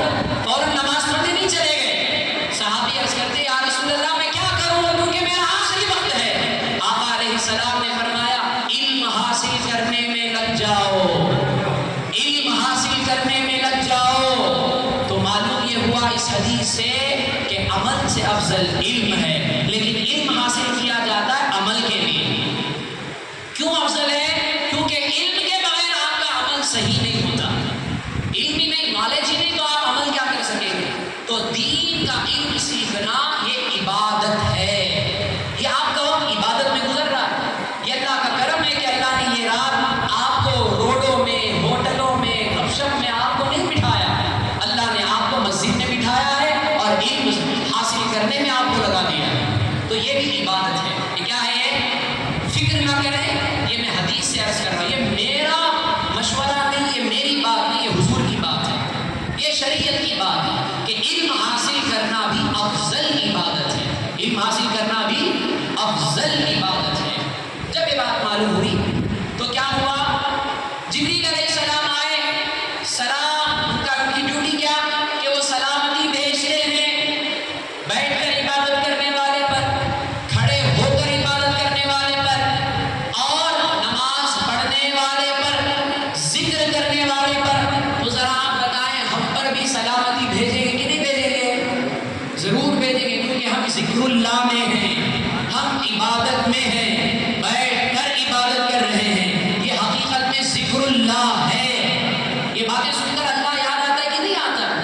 کیونکہ حدیث رسول سن کر خدا یاد نہ آئے تو پھر کب یاد آئے گا؟ کیونکہ حدیث رسول ہے، حدیث رسول سن کر خدا یاد نہ آئے تو پھر خدا کب یاد آ سکتا ہے؟ تو حدیث رسول سن کر بھی خدا یاد نہ آئے تو پھر ذکر اللہ کیا ہے؟ تو یاد رکھیں حدیث رسول سننا سنانا یہ بھی ذکر اللہ ہے، یہ بھی کیا ہے؟ ذکر اللہ ہے۔ تو جبریل علیہ السلام آ کر کیا کرتے ہیں؟ نماز پڑھنے والوں پر بیٹھ کر عبادت کریں یا کھڑے ہو کر عبادت کریں یا آپ ذکر میں رہیں، سب پر فرشتے کیا کرتے ہیں؟ سلامتی کا نزول یعنی سلامتی بھیجتے رہتے ہیں۔ پھر کیا کرتے ہیں؟ وَيُصَافِحُونَهُمْ، فرشتے مصافحہ کرتے ہیں۔ اگرچہ کہ اس کا احساس مسلمانوں کو نہیں ہوتا، اس کی بات بھی میں بتاتا ہوں کہ جس کو فرشتے مصافحہ کرتے ہیں اس کی علامت کیا ہوتی ہے، وہ بھی حضور نے بتایا ہے، وہ بھی آقا علیہ السلام نے بتایا ہے، اس کی علامت، اس کی نشانی وہ بھی میں عرض کروں گا انشاءاللہ۔ آپ سنیں گے کہ نہیں سنیں گے؟ بیزار ہو گئے آپ؟ کون سنیں گے؟ ہاتھ اٹھائیے۔ بیزار ہو گئے؟ میں ابھی ختم کر دوں گا، سنیں گے انشاءاللہ۔ اللہ آپ سب کو سلامت رکھے، اللہ آپ سب کے ایمان کو سلامت رکھے، اللہ آپ سب کے ایمان کو ایمان کامل بنا دے، اللہ آپ سب کے ایمان میں چاشنی عطا فرما دے۔ تو سنیں، حضرت سیدنا جبریل علیہ السلام اور دیگر ملائکہ کیا کرتے ہیں؟ مصافحہ کرتے ہیں۔ مصافحہ بولے تو کیا؟ ہاتھ ملانا، شیک ہینڈ کرنا۔ آج بہت سے ہمارے مسلم نوجوانوں کو مصافحہ بولے تو نہیں معلوم، معانقہ بولے تو کیا؟ معانقہ بولے تو بہت سے نوجوانوں کو نہیں معلوم۔ مصافحہ بولے تو شیک ہینڈ، دونوں ہاتھ ملانا۔ یہ ہاتھ ملانا بھی سنت ہے، لیکن اہل سنت و جماعت میں یہ رائج ہے، رواج ہے کہ دونوں ہاتھ ملائیں، اس میں زیادہ برکتیں ہیں۔ یہ بات یاد رکھیں۔ مصافحہ ایک ہاتھ ملانے کو بھی مصافحہ ہے، حدیث میں اس کا بھی حکم ہے، لیکن بہتر یہ ہے کہ آپ دونوں ہاتھ ملائیں، کیونکہ دل جب ہاتھ ملتے ہیں تو دل خود بخود مل جاتے ہیں۔ یہ بات ذہن نشین رکھیے، سچے دل سے جو مصافحہ کرتے ہیں، مصافحہ بولے تو ہاتھ ملانا، معانقہ بولے تو گلے ملنا۔ معانقہ بولے تو کیا؟ عید کے دن عید مبارکبادی ملتے ہیں نا، مصافحہ بھی کرتے، معانقہ بھی کرتے۔ مصافحہ کرنے ہاتھ ملانے کو کہتے ہیں، معانقہ گلے سے گلے لگا لینے کو کہتے ہیں، معانقہ۔ یاد رکھیں اس بات، یاد رکھیں انشاءاللہ۔ معانقہ بولے تو گلے ملنا، مصافحہ بولے تو ہاتھ ملانا۔ یہ بات ذہن نشین ہے۔ تو فرشتے کیا کرتے ہیں؟ عبادت کرنے والوں کے لیے فجر تک سلامتیوں کا نزول بھیجتے رہتے ہیں۔ یہ کن کے لیے؟ عبادت گزاروں کے لیے۔ اب لاسٹ میں یہ بھی بتاؤں گا کہ یہ سب کس کے لیے بینیفٹ نہیں ہے، ان کا بھی اس لسٹ میں نام ہے۔ یہ بینیفٹ کن کے لیے ہے وہ سن رہے ہیں آپ؟ نماز پڑھنے والے کے لیے، ذکر کرنے والے کے لیے، چاہے بیٹھ کے کریں، کھڑے ہو کر کریں، سب کے لیے فرشتے سلامتیوں کا نزول بھیجتے ہیں اور مصافحہ کرتے ہیں۔ کیا کرتے ہیں؟ مصافحہ کرتے ہیں۔ اور کیا کرتے ہیں؟ فَيُؤَمِّنُونَ عَلَىٰ دُعَائِهِمْ، ان کی دعاؤں پر فرشتے آمین کہتے ہیں کہ آج کی رات جو آپ دعا مانگیں گے اس دعا پر آپ کا آمین کہنے والا کوئی ہو نہ ہو، اللہ کے فرشتے آمین کہیں گے۔ سبحان اللہ۔ اللہ کے فرشتوں کی یہ ڈیوٹی ہے آج کہ وہ آج مسلمانوں کی دعاؤں پر آمین کہتے ہیں، اور جس دعا پر فرشتے آمین کہیں اللہ اس دعا کو کبھی رد نہیں فرماتا۔ تو یہ بات ذہن نشین ہے۔ فَيُؤَمِّنُونَ عَلَىٰ دُعَائِهِمْ، کہ فرشتے ان مسلمانوں کی دعاؤں پر آمین کہتے ہیں۔ اب یہ کب تک سلسلہ چلتا ہے. کب تک چلے گا یہ سلسلہ؟ حتی مطلع الفجر. اب یہ سلسلہ پوری رات یہاں تک کہ فجر کا وقت شروع نہ ہو جائے. جیسے ہی صبح صادق کا وقت ہوا یہ سلسلہ فرشتوں کا چلتا رہے گا. پھر اس کے بعد کیا ہوا کہ فرشتے جو جبریل علیہ السلام کے ساتھ آئے تھے ان کے ذمہ میں ڈیوٹی تھی. اب وہ فرشتے جب جانے لگیں گے، وہ فرشتے جو جبریل علیہ السلام کے ساتھ آئے تھے، جبریل کو تو یہ پوری حقیقت معلوم ہے. وہ فرشتے جبریل علیہ السلام سے عرض کریں گے کہ اے آقا، اے ہمارے سردار، یہ جو پوری رات ہم نے کیا کہ ہم سلامتی بھیجتے رہے، ان کی دعا پر آمین کہتے رہے، ان سے مصافحہ کرتے رہے اور ان کے لیے دعائیں کرتے رہے، اے ہمارے سردار بتائیے سب کس کے لیے ہے؟ یہ سب کس کے لیے ہے؟ تو جبریل علیہ السلام ان سے فرماتے ہیں کہ جبریل علیہ السلام کہتے ہیں فَيَقُولُ نَظَرَ اللَّهُ إِلَيْهِمْ فِي هَذِهِ اللَّيْلَةِ فَعَفَا عَنْهُمْ وَغَفَرَ لَهُمْ. جبریل علیہ السلام فرشتوں سے فرماتے ہیں فرشتوں، یہ امت مصطفیٰ صلی اللہ علیہ وسلم ہے اور یہ دولت، یہ رات صرف اور صرف اللہ نے امت مصطفیٰ کو عطا فرمائی اور یہ رات خاصہ ہے امت مصطفیٰ کا. یہ خصوصیت ہے آقا علیہ السلام کی امت کی. اس امت کے علاوہ اللہ نے ایسی مقدس رات کسی نبی کی امت کو عطا نہیں فرمایا. یہ صرف اور صرف حضور کے صدقے میں اللہ نے یہ رات ہمیں عطا فرمایا. یہ بات یاد رکھیں. یہ جبریل علیہ السلام کس سے کہیں گے؟ فرشتوں سے کہیں گے. پھر کیا کہیں گے کہ فَيَقُولُ نَظَرَ اللَّهُ إِلَيْهِ. اس پر قربان ہو جائے. جبریل علیہ السلام فرماتے ہیں اللہ ان کی طرف نظر کرم فرمایا کہ جنہوں نے یہ رات عبادت میں گزاری، جنہوں نے یہ رات صحیح معنوں میں اس کا حق ادا کیا. اے ملائکہ، جبریل کہتے ہیں کہ اللہ نے ان کی طرف نظر کرم فرما دیا. اللہ جس کی طرف نظر فرما دے، اللہ کی نظر کرم جس طرف ہو جائے، بتائیے کیا اس کی دنیا کبھی خراب ہو سکتی ہے؟ کیا اس کی آخرت کبھی خراب ہو سکتی ہے؟ خدا کی قسم کبھی نہیں. کہ جس کی طرف اللہ ایک مرتبہ نظر کرم فرما دے اس کی دنیا بھی کامیاب ہے، اس کی آخرت بھی کامیاب ہے. پھر اس کے بعد جبریل علیہ السلام فرماتے ہیں اللہ صرف نظر نہیں فرماتا، نظر کرم فرما کر اللہ کیا فرماتا ہے؟ وَعَفَا عَنْهُمْ وَغَفَرَ لَهُمْ. کہ جبریل فرماتے ہیں فرشتوں، اللہ نے انہیں معاف بھی کر دیا، اللہ نے ان کی مغفرت بھی فرما دی. سبحان اللہ. تو یاد رکھیں یہ رات بخشش والی رات ہے. یہ رات گناہوں سے معافی مانگنے والی رات ہے. یہ رات اللہ سے اس کے نظر کرم مانگنے والی رات ہے. یہ رات ہماری کامیابی کی ضمانت والی رات ہے کہ دنیا بھی کامیاب اس رات ہو سکتی ہے، آخرت بھی کامیاب اس رات ہو سکتی ہے. اے مسلمانوں، اس رات کو غفلت اور سستی میں نہ گزارو. اس رات کو ایسا ویسا نہ جانو. یہ اس رات کا ایک لمحہ، آپ کے آنسو کا ایک قطرہ اگر اللہ کو پسند آ جائے، آپ کی دنیا بھی کامیاب ہو جائے گی، آپ کی قبر بھی روشن ہو جائے گی، آپ کی آخرت بھی کامیاب ہو جائے گی. تو یاد رکھیں یہ رات یہ ہوتا ہے. تو یہ رات بہت بڑی رات ہے. اس رات کی قدر کون جانے؟ اسی لیے اللہ نے فرمایا وَمَا أَدْرَاكَ مَا لَيْلَةُ الْقَدْرِ. لیلۃ القدر کیا ہے تم کیا جانو؟ لیلۃ القدر کی حقیقت صحابہ سے پوچھئے. صحابہ کس طرح عبادت کرتے تھے؟ لیلۃ القدر کی حقیقت پوچھنا ہے تو ہمارے اکابرین کی زندگی دیکھیں کہ انہوں نے ایسی مقدس راتوں کو کس انداز میں گزارا. آج ہم ایک رات جاگتے ہیں تو کل کا پورا دن سست ہو جاتے ہیں. یہ آج ہماری ایمانی نہ ہماری جسمانی طاقت ساتھ دیتی ہے نہ روحانی طاقت ساتھ دیتی ہے. ایسے کمزور مسلمان ہیں، جسمانی اعتبار سے بھی کمزور، روحانی اعتبار سے بھی کمزور. ایسا ہمارا ایمان کمزور ہے. ورنہ اللہ والے سوتے ہی کام. اعلیٰ حضرت فاضل بریلوی علیہ الرحمہ دن میں صرف 2 گھنٹے 2.5 گھنٹہ سوتے ہیں.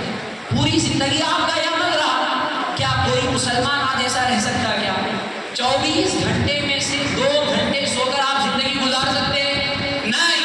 یہ اللہ والوں کی شان ہوتی ہے کہ اللہ تعالیٰ ان کے اندر روحانی قوت ایسے رکھ دیتا ہے کہ وہ نہ بھی سوئیں اللہ والوں کی شان ہوتی ہے۔ 2 گھنٹے سوتے تھے اعلیٰ حضرت امام اہل سنت اعلیٰ حضرت فاضل بریلوی، 2 گھنٹے زیادہ سے زیادہ 2.5 گھنٹہ آپ اٹھ جاتے ہیں۔ یہ آپ کی طرز زندگی ہے۔ اور کیوں اٹھتے ہیں؟ امت مصطفیٰ کے لیے، دین کی خدمت کے لیے، اہل سنت و جماعت کے عقائد کی محافظت کے لیے آپ نے زندگی اپنی پوری کی پوری قربان کر دی۔ یہ ہے اعلیٰ حضرت فاضل بریلوی علیہ الرحمہ۔ اسی طرح ہمارے اکابر بھی گزرے، ہمارے شیخ محترم کے تعلق سے ہمارے حضور بحر العلوم فرماتے ہیں کہ ہمارے شیخ محترم بہت کم سوتے، رات بھر تعلیم دیتے، پوری رات، اور دن میں بھی کچھ 1-2 گھنٹہ سو جاتے، پھر تعلیم ہی تعلیم، عبادت ہی عبادت، حلقے ہی حلقے، علم دین بانٹتے ہی بانٹتے اب انہوں نے زندگی گزاری۔ یہ اللہ والوں کی شان ہوتی ہے، لہٰذا یہ بات ذہن نشین رکھیں۔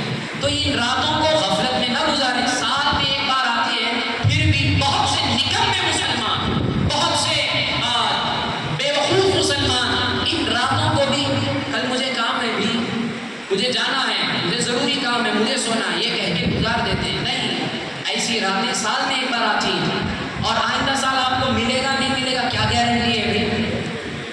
بوڑھے ہو گئے تو نہیں، نوجوان بھی آئندہ سال تک رہے گا نہیں رہے گا نہیں معلوم۔ آج نوجوانوں کو بھی ہارٹ اٹیک آتا ہے، پہلی بار آتا ہے چلا جاتا ہے، اسی لیے زندگی کا بھروسہ نہیں ہے۔ زندگی کب آپ کی چلی جائے، آپ اپنی عمر پر نہ جائیں، پہلے دیکھیں کہ آپ نے اپنے آگے والی زندگی آخرت کے لیے کیا توشہ تیار کر رکھا ہے۔ ہارٹ آتا ہے ایک مرتبہ چلا جاتا ہے نوجوان مسلمان، نوجوان آدمی، بہت سے بوڑھے ہارٹ آتا ہے کئی بار، 1 بار 2 بار 10 بار، پھر بھی وہ بچ جاتے ہیں۔ یہ کیوں ہوتا ہے؟ کیونکہ صحت پر آپ کی زندگی منحصر نہیں ہے، اللہ کے فیصلے پر زندگی منحصر ہے۔ صحت یقیناً بہت بڑی نعمت ہے، لیکن زندگی کا دار و مدار صحت پر نہیں ہے، اللہ کے کرم پر زندگی کا دار و مدار ہوتا ہے۔ اسی لیے صحت کو آپ سب کچھ نہ سمجھیں، اللہ کے کرم کو سب کچھ سمجھیں۔ صحت سب کچھ نہیں ہوتی، اللہ کا کرم سب کچھ ہوتا ہے، یہ بات ذہن نشین رکھ لیجیے۔ پھر اس کے بعد اب یہ کام فرشتے صبح تک کرتے ہیں، فجر تک، ان مسلمانوں کے لیے، تمام مسلمان۔ حضور آگے فرماتے ہیں الا 4، لیکن 4 لوگ نکمے ایسے ہیں جو اس رات میں بھی ان بینیفٹ سے محروم رہتے ہیں، ان انعامات سے، ان بڑی بڑی نوازشات سے 4 قسم کے لوگ آج کی رات میں بھی کیا رہتے ہیں؟ محروم رہتے ہیں۔ وہ ان فوائد سے فائدہ نہیں اٹھا سکتے۔ وہ 4 قسم کے لوگ کون ہیں؟ اگر آپ بھی ان میں سے ہیں تو سن لیجیے، اگر میں بھی ہوں تو اللہ مجھے بھی بچائے، ہم سب کو بھی ان 4 زمروں میں شامل نہ فرمائے۔ اگر کسی کے اندر یہ عادت ہے تو بدل لیں، تو یاد رکھیں وہ 4 لوگ کون کون سے ہیں۔ حضور نے جب یہ فرمایا، صحابہ نے عرض کیا فقلنا یا رسول اللہ صلی اللہ علیہ وسلم من ہم، یا رسول اللہ وہ لوگ کون لوگ ہیں کہ جو ایسی رات میں بھی بخشے نہیں جائیں گے، ایسی رات میں بھی فرشتوں کی آمین سے محروم رہیں گے، فرشتوں سے مصافحہ سے محروم رہیں گے؟ تو حضور نے فرمایا قال مدمن خمر، پہلا شخص وہ جو شراب کا عادی ہے۔ قرآن کہتا ہے انما الخمر والمیسر والانصاب رجس من عمل الشیطان، کہ جوا کھیلنا، شراب پینا، شرطیں لگانا، سٹے بازی کرنا، یہ سب شیطان کا کام ہے۔ یاد رکھیں مسلمانوں، یسألونک عن الخمر والمیسر، اے محبوب آپ سے لوگ شراب اور جوے کے بارے میں پوچھتے ہیں کہ شراب اور جوا کیا چیز ہے؟ قرآن میں اللہ نے فرمایا قل فیہما اثم کبیر، اے محبوب فرما دیجئے کہ یہ دونوں کے دونوں گناہ کبیرہ ہیں، بہت بڑے گناہ ہیں، جہنم میں لے جانے والے عمل ہیں۔ جو شراب کا عادی ہوتا ہے، جو نشے کا عادی ہوتا ہے، آج مسلمانوں میں یاد رکھیں شراب صرف وہ نہیں ہوتی جو شراب کی شکل ہے۔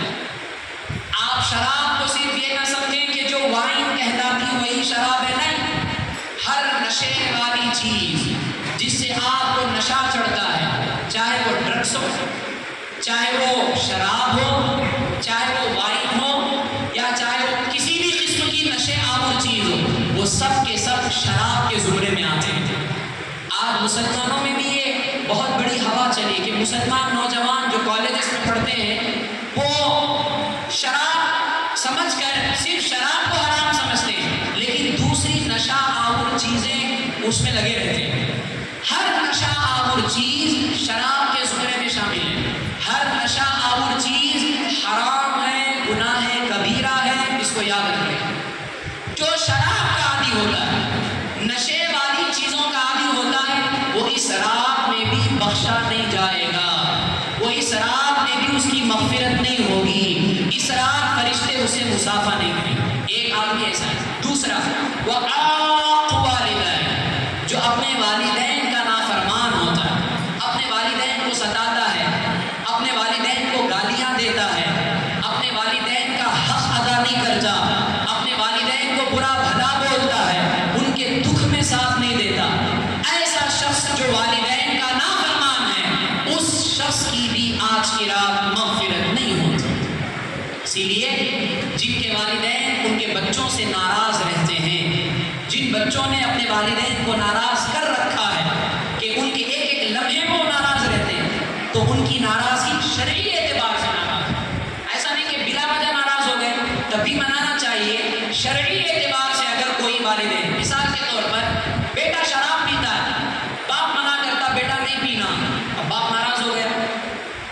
بیٹا جوا کھیلتا ہے، باپ منع کرتا ہے بیٹا جوا نہیں کھیلنا، پھر بھی وہ جوا کھیلتا رہتا ہے۔ بیٹا نماز نہیں پڑھتا، باپ نمازی ہے، باپ کہتا بیٹا نماز پڑھو، بیٹا نماز نہیں پڑھتا، باپ کا نافرمان ہے شرعی اصولوں کے مطابق۔ اسی طرح باپ کی جو ضروریات ہوتی ہیں زندگی میں، جب کبھی باپ کی ضرورت پیش آئی کھانے کے اعتبار سے، پینے کے اعتبار سے، دوائیوں کے اعتبار سے، اس وقت اولاد اپنا مال خرچ کرے، یہ اولاد پر فرض بنتا ہے۔ ایسی نافرمان اولاد کے آج بچے اپنے والدین کو گالیاں دیتے ہیں، رے کیا رے تیرا کام تو کر، ایسے بھی بچے اپنے والدین سے گفتگو کرتے ہیں، معاذ اللہ آرے جارے کے الفاظ سے اپنے والدین کو بات کرتے ہیں، معاذ اللہ رب العالمین۔ تو یاد رکھیں ایسے نافرمان اپنے والدین کی جو اولاد ہے، اس اولاد کی بھی آج کی رات بخشش نہیں ہوگی۔ ایسی حسین رات، ایسی بینیفٹ والی رات، ایسے نافرمان اگر بچے ہیں والدین سے معافی مانگیں۔ والدین کو بھی چاہیے کہ اپنے بچوں سے کبھی ناراض نہ ہوں۔ والدین اگر بچوں سے ناراض رہے، یاد رکھیں چاہے باپ ہو چاہے ماں ہو، والدین کے اندر اللہ نے ایسا رحم کا مادہ رکھا ہے کہ وہ اپنے بچوں سے ناراض ہوتے بھی ہیں تو ایک دو لمحے کے لیے، پھر اس کے بعد بچہ سمجھ کر انہیں معاف کر ہی دیتے ہیں۔ لیکن جو والدین آج بچوں کی حد تک زیادہ نافرمانی کی وجہ سے ناراض رہتے ہیں، تو ایسے بچوں کو چاہیے کہ وہ والدین سے معافی مانگیں، اور والدین کو بھی چاہیے کہ وہ اپنے بچوں کو درگزر کر دیں، کیونکہ یہ اللہ تعالیٰ کا کرم ان کے ساتھ نہیں رہے گا، یہ آپ کی ناراضگی کی وجہ سے۔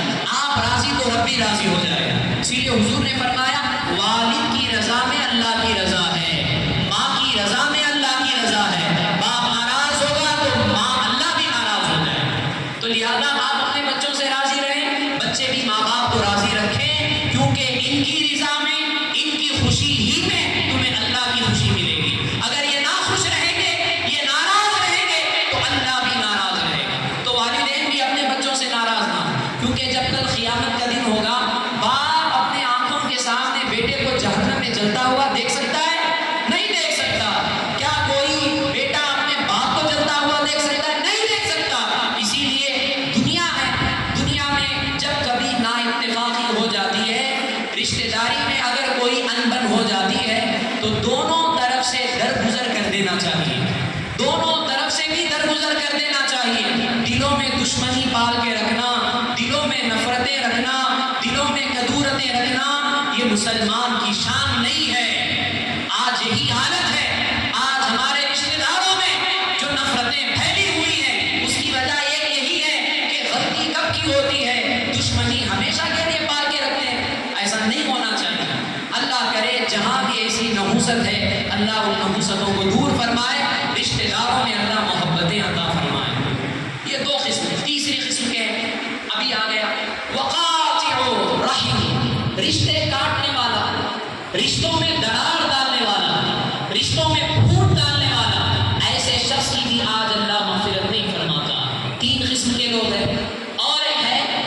مشاہن، مشاہن کا عربی لفظ ہے. حضور نے جب صحابہ سے فرمایا تو صحابہ نے عرض کیا فقلنا یا رسول اللہ وما المشاہن. حالانکہ صحابہ کی زبان بھی عربی زبان ہے، لیکن صحابہ نے حضور سے پوچھ کر ہمارا مسئلہ کلیئر کر دیا کہ آنے والے اس لفظ کو بآسانی سمجھ سکیں. حضور سے پوچھا یا رسول اللہ مشاہن کس کو کہتے ہیں؟ حضور نے فرمایا قال هو المصاری، وہ شخص کینہ باندھنے والا، دل میں نفرت، بغض، حسد، دشمنی رکھنے والا. آج کیا ہے ہمارے مسلمانوں میں، جب کوئی ترقی کرتا ہے، جب کوئی آگے بڑھتا ہے تو بہت سے مسلمان اسے کھینچنے کی کوشش کرتے ہیں. نہیں بھی انہیں آگے بڑھ گا تو کیسا ہمیں نیچے ہو جاتے نا، ہماری دولت چھن جاتی نا، ہمارا نام مٹی میں مل جاتا ہے نا. کینہ پالنے والا، دشمنی، دل میں نفرت، دل میں بغض. یاد رکھیں جب کوئی مسلمان ترقی کرتا ہے اسے جلنا نہیں چاہیے، اسے دعا دینا چاہیے. جب آپ دعا دیں گے خدا کی قسم اللہ ویسی دولت آپ کو بھی عطا کرے گا. آج ہم دنیا میں بھی جل رہے ہیں، جو دنیا میں جلیں گے وہ قبر میں بھی جلیں گے، آخرت میں بھی جلیں گے. ان کی قسمت میں جلنا ہی جلنا ہے. اسی لیے یہ مسلمانوں کی شان نہیں ہے کہ آپ کسی سے جلیں، کسی کی دولت دیکھ کر، کسی کی شہرت دیکھ کر، کسی کا علم دیکھ کر، کسی کا مقام دیکھ کر، کسی کی پہنچ دیکھ کر. آج کیا ہے مسجدوں میں اور ہمارے مسلم معاشرے میں یہ ٹرینڈ، یہ گندگی بہت زیادہ پھیل رہی ہے کہ کسی کی ترقی کسی کو دیکھی نہیں جاتی. ارے بھائی کوئی پیسے زیادہ کماؤ مالدار ہو جائے گا، انہیں وہ بہت بڑا سخی ہو جائے گا، 10 بلڈنگیں لے لے گا اور ایک بلڈنگ کما لے گا. ایسی حسد، ایسا بغض، ایسا کینہ آج ہمارے مسلمانوں کے دلوں میں پیدا ہوا ہے. ایسے مسلمان کیا ترقی کر سکتے ہیں؟ یاد رکھے جو کسی کی ترقی پر جلتا ہے، کسی کی شہرت پر جلتا ہے، چاہے وہ کوئی بھی کیوں نہ ہو، چاہے وہ کتنا بھی بڑا مالدار عبادت گزار کیوں نہ ہو جائے، وہ کتنا بھی بڑے مقام پر کیوں نہ پہنچ جائے، جو دوسرے مسلمان کی ترقی پر جلتا ہے اس کی قسمت میں ہمیشہ جلنا ہی جلنا ہے. یاد رکھ لیں، کیونکہ حسد خور کے تعلق سے حضور نے کیا فرمایا؟ وہ دنیا میں بھی جلتا ہے، اس کی نیکیوں کو بھی اللہ تعالیٰ ایسے جلا دیتا ہے جیسے سوکھی لکڑی آگ جو ہے سوکھی لکڑی کو جلا دیتی ہے. اب وہ حسد کرنے والا دنیا میں بھی جل رہا ہے، اس کی نیکیاں بھی جل رہی ہیں، قبر میں بھی اسے آگ کا عذاب ہوگا اور میدان محشر میں بھی وہ جلتا رہے گا. تو جلنے کی صفت مسلمان کی نہیں ہونی چاہیے. کوئی مسلمان بھائی آپ کا ترقی کر رہا ہے، کوئی مسلمان بھائی آپ کا شہرت پا رہا ہے، آپ اس کے لیے دعا دیں، آپ اس کے لیے دعا دیں اور اللہ کی بارگاہ میں عرض کریں مولا یہ جو نعمت تو نے انہیں دی ہے ہمیں بھی یہ نعمت عطا فرما. یہ اس کی اجازت ہے. اس سے چھین کر میرے پاس آ جانا یہ ہے حسد. اس کے پاس نہیں رہنا، میرے پاس ہی رہنا سب صرف ایسے کو کہتے ہیں حسد. چلو پھر اس کے پاس بھی اے اللہ مجھے بھی دے، یہ ہے رشک. اس کی شریعت اجازت دیتا ہے. اس کے پاس بھی ہے، میرے پاس بھی اے اللہ مجھے بھی دے، مجھے بھی یہ دولت عطا فرما. یہ مانگنا جائز ہے، بہتر ہے. اور یہ سوچ رکھنا کہ نہیں اس کے پاس نہیں رہنا، میرے پاس ہی رہنا، اسے کہتے ہیں حسد، جلنا. یہ شریعت میں گناہ کبیرہ ہے. یہ بات ذہن نشین ہے.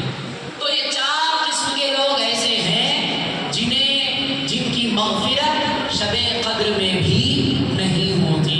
یہ بات ذہن نشین. آخری بات کہہ دیتا ہوں جو میں نے عرض کر دی تھی، وعدہ کیا تھا کہ فرشتے جو مصافحہ کرتے ہیں اس کا احساس، اس کی علامت کیا ہے؟ آقا علیہ السلام کی حدیث سن لیں. بہت سے لوگ رمضان میں بہت ساری چیزیں کرتے ہیں، لیکن سن لیں یہ حدیث الترغیب والترہیب کے اندر حدیث کی کتاب ہے، اس کتاب کے اندر یہ حدیث موجود ہے. آقا علیہ السلام فرماتے ہیں من فطر صائما فی شہر رمضان من کسب حلال، جو کوئی شخص روزے دار کو افطار کراتا ہے رمضان کے مہینے میں حلال کمائی سے. افطار کرانے والے بہت کراتے ہیں، افطار پارٹی رکھتے ہیں، افطار کی دعوت کرتے ہیں. یقیناً روزداروں کو کھلانا چاہیے، پلانا چاہیے، بہت بڑے ثواب کا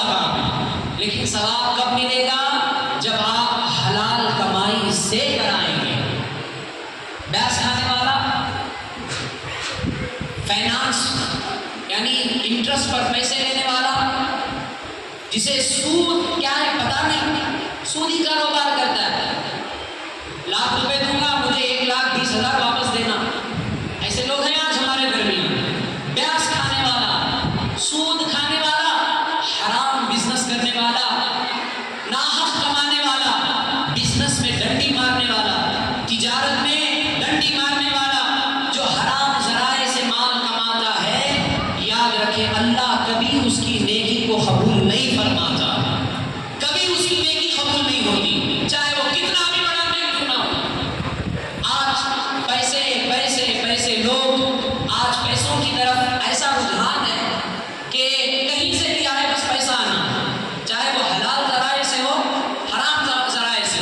بڑے بڑے لوگ آج حرام سے نہیں بچتے، سود سے نہیں بچتے۔ دیکھو بھئی یہ شریعت ہے، حضرت کیا ایسا بولتے نا، بولنا ہمارا فرض ہے، ہم نہیں بولیں گے تو اللہ کی بارگاہ میں اللہ ہم سے سوال کرے گا۔ سود ہر صورت میں حرام ہے، بیاج لینا دینا دونوں حرام ہیں، دونوں صورتیں حرام ہیں، ناجائز ہیں، یاد رکھیں اس بات کو۔ اور جو انسان حرام مال کھاتا ہے، اور کیا ہے آج انسانوں کو جو اس کی عقل سمجھتی نہیں کہ حلال کو انہیں سمجھتا وہ حلال ہے۔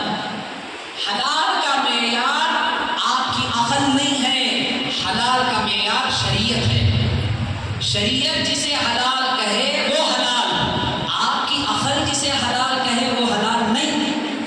آج بہت سے لوگ کیا کرتے ہیں، نہیں جی حلال ہے اللہ معاف کرتا کھا لیں گے، نہیں جی چھوڑو ان کو معلوم نہیں ہو، حضور ایسا نہیں بولے، شریعت ایسی نہیں ہے، کر لیں گے چلو اللہ معاف نہیں۔ یاد رکھیں یہ شریعت کا مذاق بنانا ہو گیا، آپ شریعت میں اپنی عقل کو دخل دے رہے ہیں، آپ مذہب اسلام میں اپنی عقل کے گھوڑے دوڑا رہے ہیں۔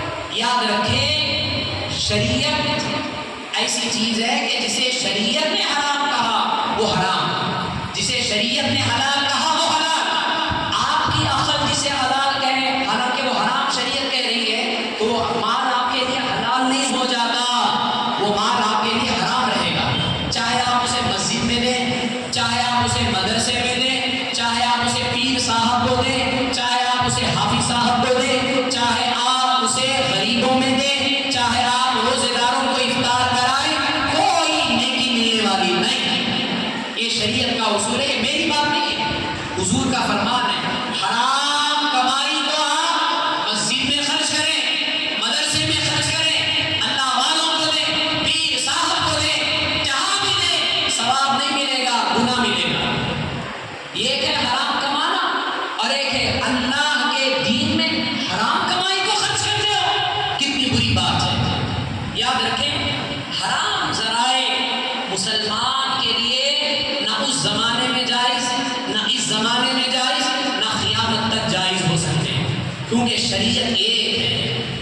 اسلام کا قانون یہ قانون ایسا ہے جو جیسا نازل ہوا تھا آج بھی ویسا ہے۔ ہاں جب دنیا ترقی کرتی ہے تو کچھ مسائل ایسے ہوتے ہیں کہ دنیا کی ترقی کرنے کی وجہ سے آج کا یہ ماڈرن دور چلا ہے، کچھ مسائل حضور کے زمانے میں نہیں تھے آج ہیں، لیکن ان مسائل کو بھی دیکھا جائے گا کہ قرآن و حدیث سے ٹکراتے کہ نہیں ٹکراتے۔ اگر نہیں ٹکرا رہے ہیں تو عمل کریں گے، اگر ٹکرا رہے ہیں تو اسے ہم چھوڑ دیں گے۔ یہ مسئلہ یاد رکھ لیں، یہ بیسک نالج ہے کہ آج دنیا جتنی بھی ترقی کرے، مثال کے طور پر ٹرین میں سفر کرنا، ہوائی جہاز میں سفر کرنا، بریانی کھانا، دیگر جو ڈشیں آج ہم کھاتے ہیں، یہ تمام چیزیں حضور کے زمانے میں تو نہیں تھے، آج ہیں۔ تو حضور کے زمانے میں نہیں تھے تو جائزہ نہیں، حضور کے زمانے میں نہیں تھے آج ہیں، لیکن یہ چیزوں سے قرآن و حدیث ہمیں منع نہیں کرتے، تو لہٰذا ہم اسے کھا بھی سکتے، پی بھی سکتے، سفر بھی کر سکتے۔ لیکن ہاں اگر کوئی ایسی چیز ہے جو ٹکراتی ہے شریعت سے، جو شریعت سے ٹکراتی ہے، اس چیز کو ہم نہیں کریں گے۔ جیسے بیاج لینا دینا اس زمانے میں بھی حرام ہے، اس زمانے میں بھی حرام ہے، قیامت تک حرام رہے گا۔ کوئی بھی شخص اگر اس کو جائز سمجھے کافر ہو جائے گا۔ آپ کے ایمان کو ہم بچا رہے ہیں، آپ کے ایمان کی سلامتی ہم چاہتے ہیں، آپ سے کوئی ہماری دشمنی نہیں ہے، آپ سے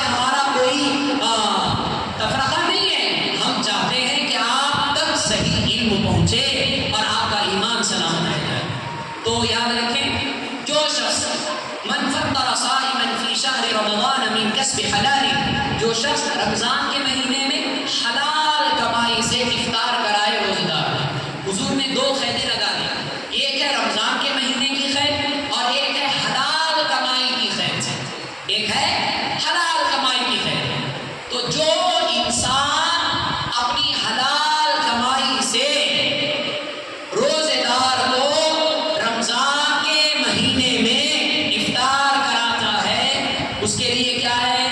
صلت علیہ الملائکہ لیالی رمضان کلہا، فرشتے اللہ کے ملائکہ رمضان کی ہر رات اس پر اللہ کی رحمت بھیجتے رہتے ہیں، رمضان کی ہر رات اس پر اللہ کی رحمت بھیجتے رہتے ہیں، اس کے لیے دعا کرتے رہتے ہیں۔ پھر کیا کرتے ہیں؟ وصافحہ جبریل علیہ السلام لیلۃ القدر، اور ایسے شخص سے جبریل علیہ السلام لیلۃ القدر میں مصافحہ کرتے ہیں۔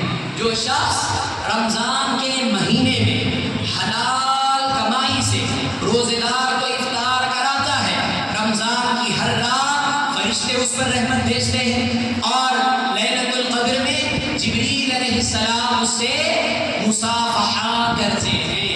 اور مصافحہ کی کیفیت کیا ہے میں عرض کر دیتا ہوں، یاد رکھیں آقا علیہ السلام نے فرمایا وَمَنْ صَافَحَهُ جِبْرِيلُ علیہ السلام، جس سے جبریل مصافحہ کرتے ہیں۔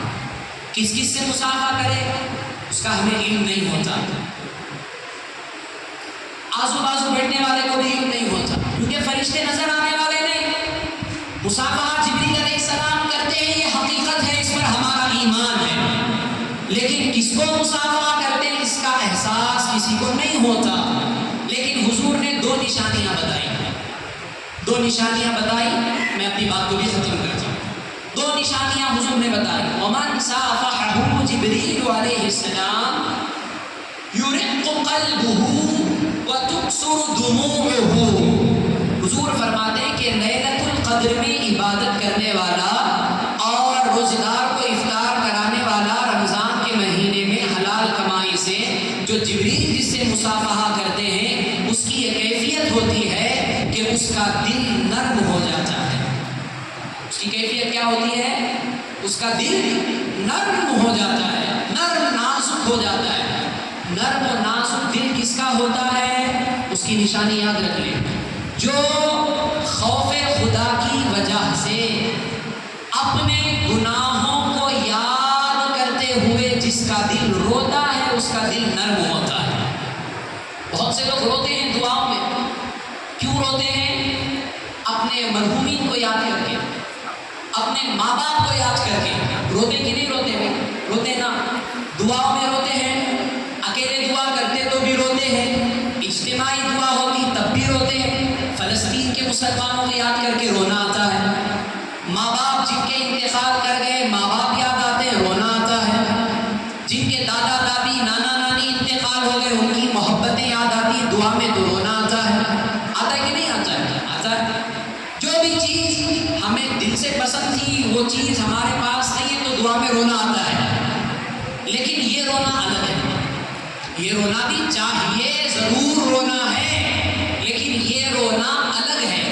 ایک رونا ہے اپنے گناہ کو یاد کر کے، یہ اصل رونا ہے۔ دعا میں جو ہم روتے نا، دوسروں کو یاد کر کے رو لینا یہ کمال نہیں، یقیناً رونا چاہیے۔ کمال کب ہے کہ جب آپ اپنے گناہ کو یاد کر کے رو، مولا میں نافرمانی نہیں کرنا تھا میں کر دیا، مولا مجھے نماز نہیں چھوڑنا تھا میں چھوڑ دیا، میں حرام کھایا مجھے نہیں کھانا تھا میں نے کھا لیا، مولا مجھ سے یہ نافرمانی ہو گئی، رمضان کے روزے رکھنا تھا میں نے نہیں رکھا، اپنی اولاد کی تربیت کرنی تھی میں نے نہیں کی، پروردگارا یہ سب کچھ میں کرنا تھا، مجھے قرآن پڑھنا تھا، مجھے شریعت سیکھنی تھی، مجھے تجھے ناراض نہیں کرنا تھا، یہ سب گناہ کے کام میں نے کیا، میں نے غیبت کی، میں نے چغلی کھائی، میں نے کسی کا دل دکھایا، کسی کا مال ہڑپ لیا، کسی کی جائیداد پر میں نے قبضہ کر لیا، کسی کی ایک اینچ جائیداد کو بھی میں نے ہڑپ لیا، میں نے کسی کا مال کھا لیا، کسی کے جائیداد دیا، کسی کو گالی دی، یہ گناہ انسان کو یاد نہیں آتے جلدی. گناہ یاد آنا اور یاد آ کر اس گناہ میں اللہ کے خوف میں آنسو بہنا، یہ بڑے کمال کی بات ہے. یاد رکھیں اس بات. آج دعاؤں میں ہم روتے ہیں، لوگ بولتے بہت اچھی دعا تھی حضرت کی، سب کو رونا آ گیا، سب کو رلا دیں حضرت سے. کیا دعا کرے، 1 گھنٹہ دعا کرے گئی. ارے بھائی اصل رونا کس پر ہے؟ آپ خود اپنے آپ پہ روئے. خبر میں آپ اکیلے جاتے ہیں، اپنے آپ پہ رونا نہیں آیا تو سب پہ رو کے فائدہ کیا ہے؟ آپ اللہ کی نافرمانی آپ کر رہے ہیں، دوسروں کے لیے رو رہے ہیں، اپنے لیے کب روئیں گے آپ؟ اپنے گناہ کو یاد کر کے کب روئیں گے آپ؟ آج یہ مسلمانوں کا بہت اچھا بیان، بہت اچھی دعا، 1 گھنٹہ دعا کرتے، گلی میں لوگ کھڑ جاتے، روتے، اظہار و خطا. میں اس سے منع نہیں کرتا، یہ بھی ضرور کریں، یہ بھی کرنا چاہیے. لیکن لوگ کیا سمجھ گئے؟ بہت اچھی دعا، تم سے سب کچھ سمجھ گئے. نہیں، اصل دعا کیا ہے؟ آج کی رات آپ اپنے گناہوں کو یاد کریں. میں نے امام صاحب کا دل دکھایا، میں نے عالم دین کو برا بھلا کہا، میں نے فلاں حضرت کو برا بھلا کہا، فلاں مسلمان بھائی کا میں نے دل دکھایا، فلاں مسلمان کو میں نے گالی دی، فلاں کو میں نے جھاپڑ رسید کیا، بغیر غلطی کے میں نے اسے ڈانٹ دیا. یہ تمام چیزیں آپ دوسرے مسلمانوں کے حقوق مار رہے ہیں، اللہ کے حقوق ادا نہیں کر رہے، نافرمانی پر نافرمانی کر رہے ہیں. گناہ یاد نہیں رہتے، گناہ انسان کو یاد رہتے ہیں نہیں رہتے. نیکیوں کو بھی یاد نہیں رکھنا. حالانکہ اصل حقیقت کیا ہے؟ گناہ یاد رکھو، نیکی کرو تو نیکی کو یاد نہ رکھو. یہ ہے اصل حقیقت. کیوں؟ کیونکہ نیکی کو آپ یاد رکھیں گے، ہو سکتا ہے کہ اس نیکی پر آپ دوسرے پر احسان جتا کر اس نیکی کو برباد کر دیں گے. نیکی کر کے اس نیکی کو دوسرے پاس بیان کر کے فخر کر کے آپ نیکی کو برباد کر دیں گے. اسی لیے نیکی کرو، نیکی کو بھول جاؤ. کیونکہ نیکی کرو تو اللہ کے لیے، اس کا اجر اللہ قیامت میں دے گا، قبر میں دے گا، دنیا میں بھی دے گا. نیکی کرو، نیکی کر کر بھول جاؤ. کسی کو آپ نے زکات دی، کسی غریب کی مدد کر دیا، اب اس کے پاس وقت آیا تو آپ اس پر احسان ہے، میں تمہیں دیا نہیں کیا؟ میری وجہ سے تمہیں اتنے بڑے ہوئے،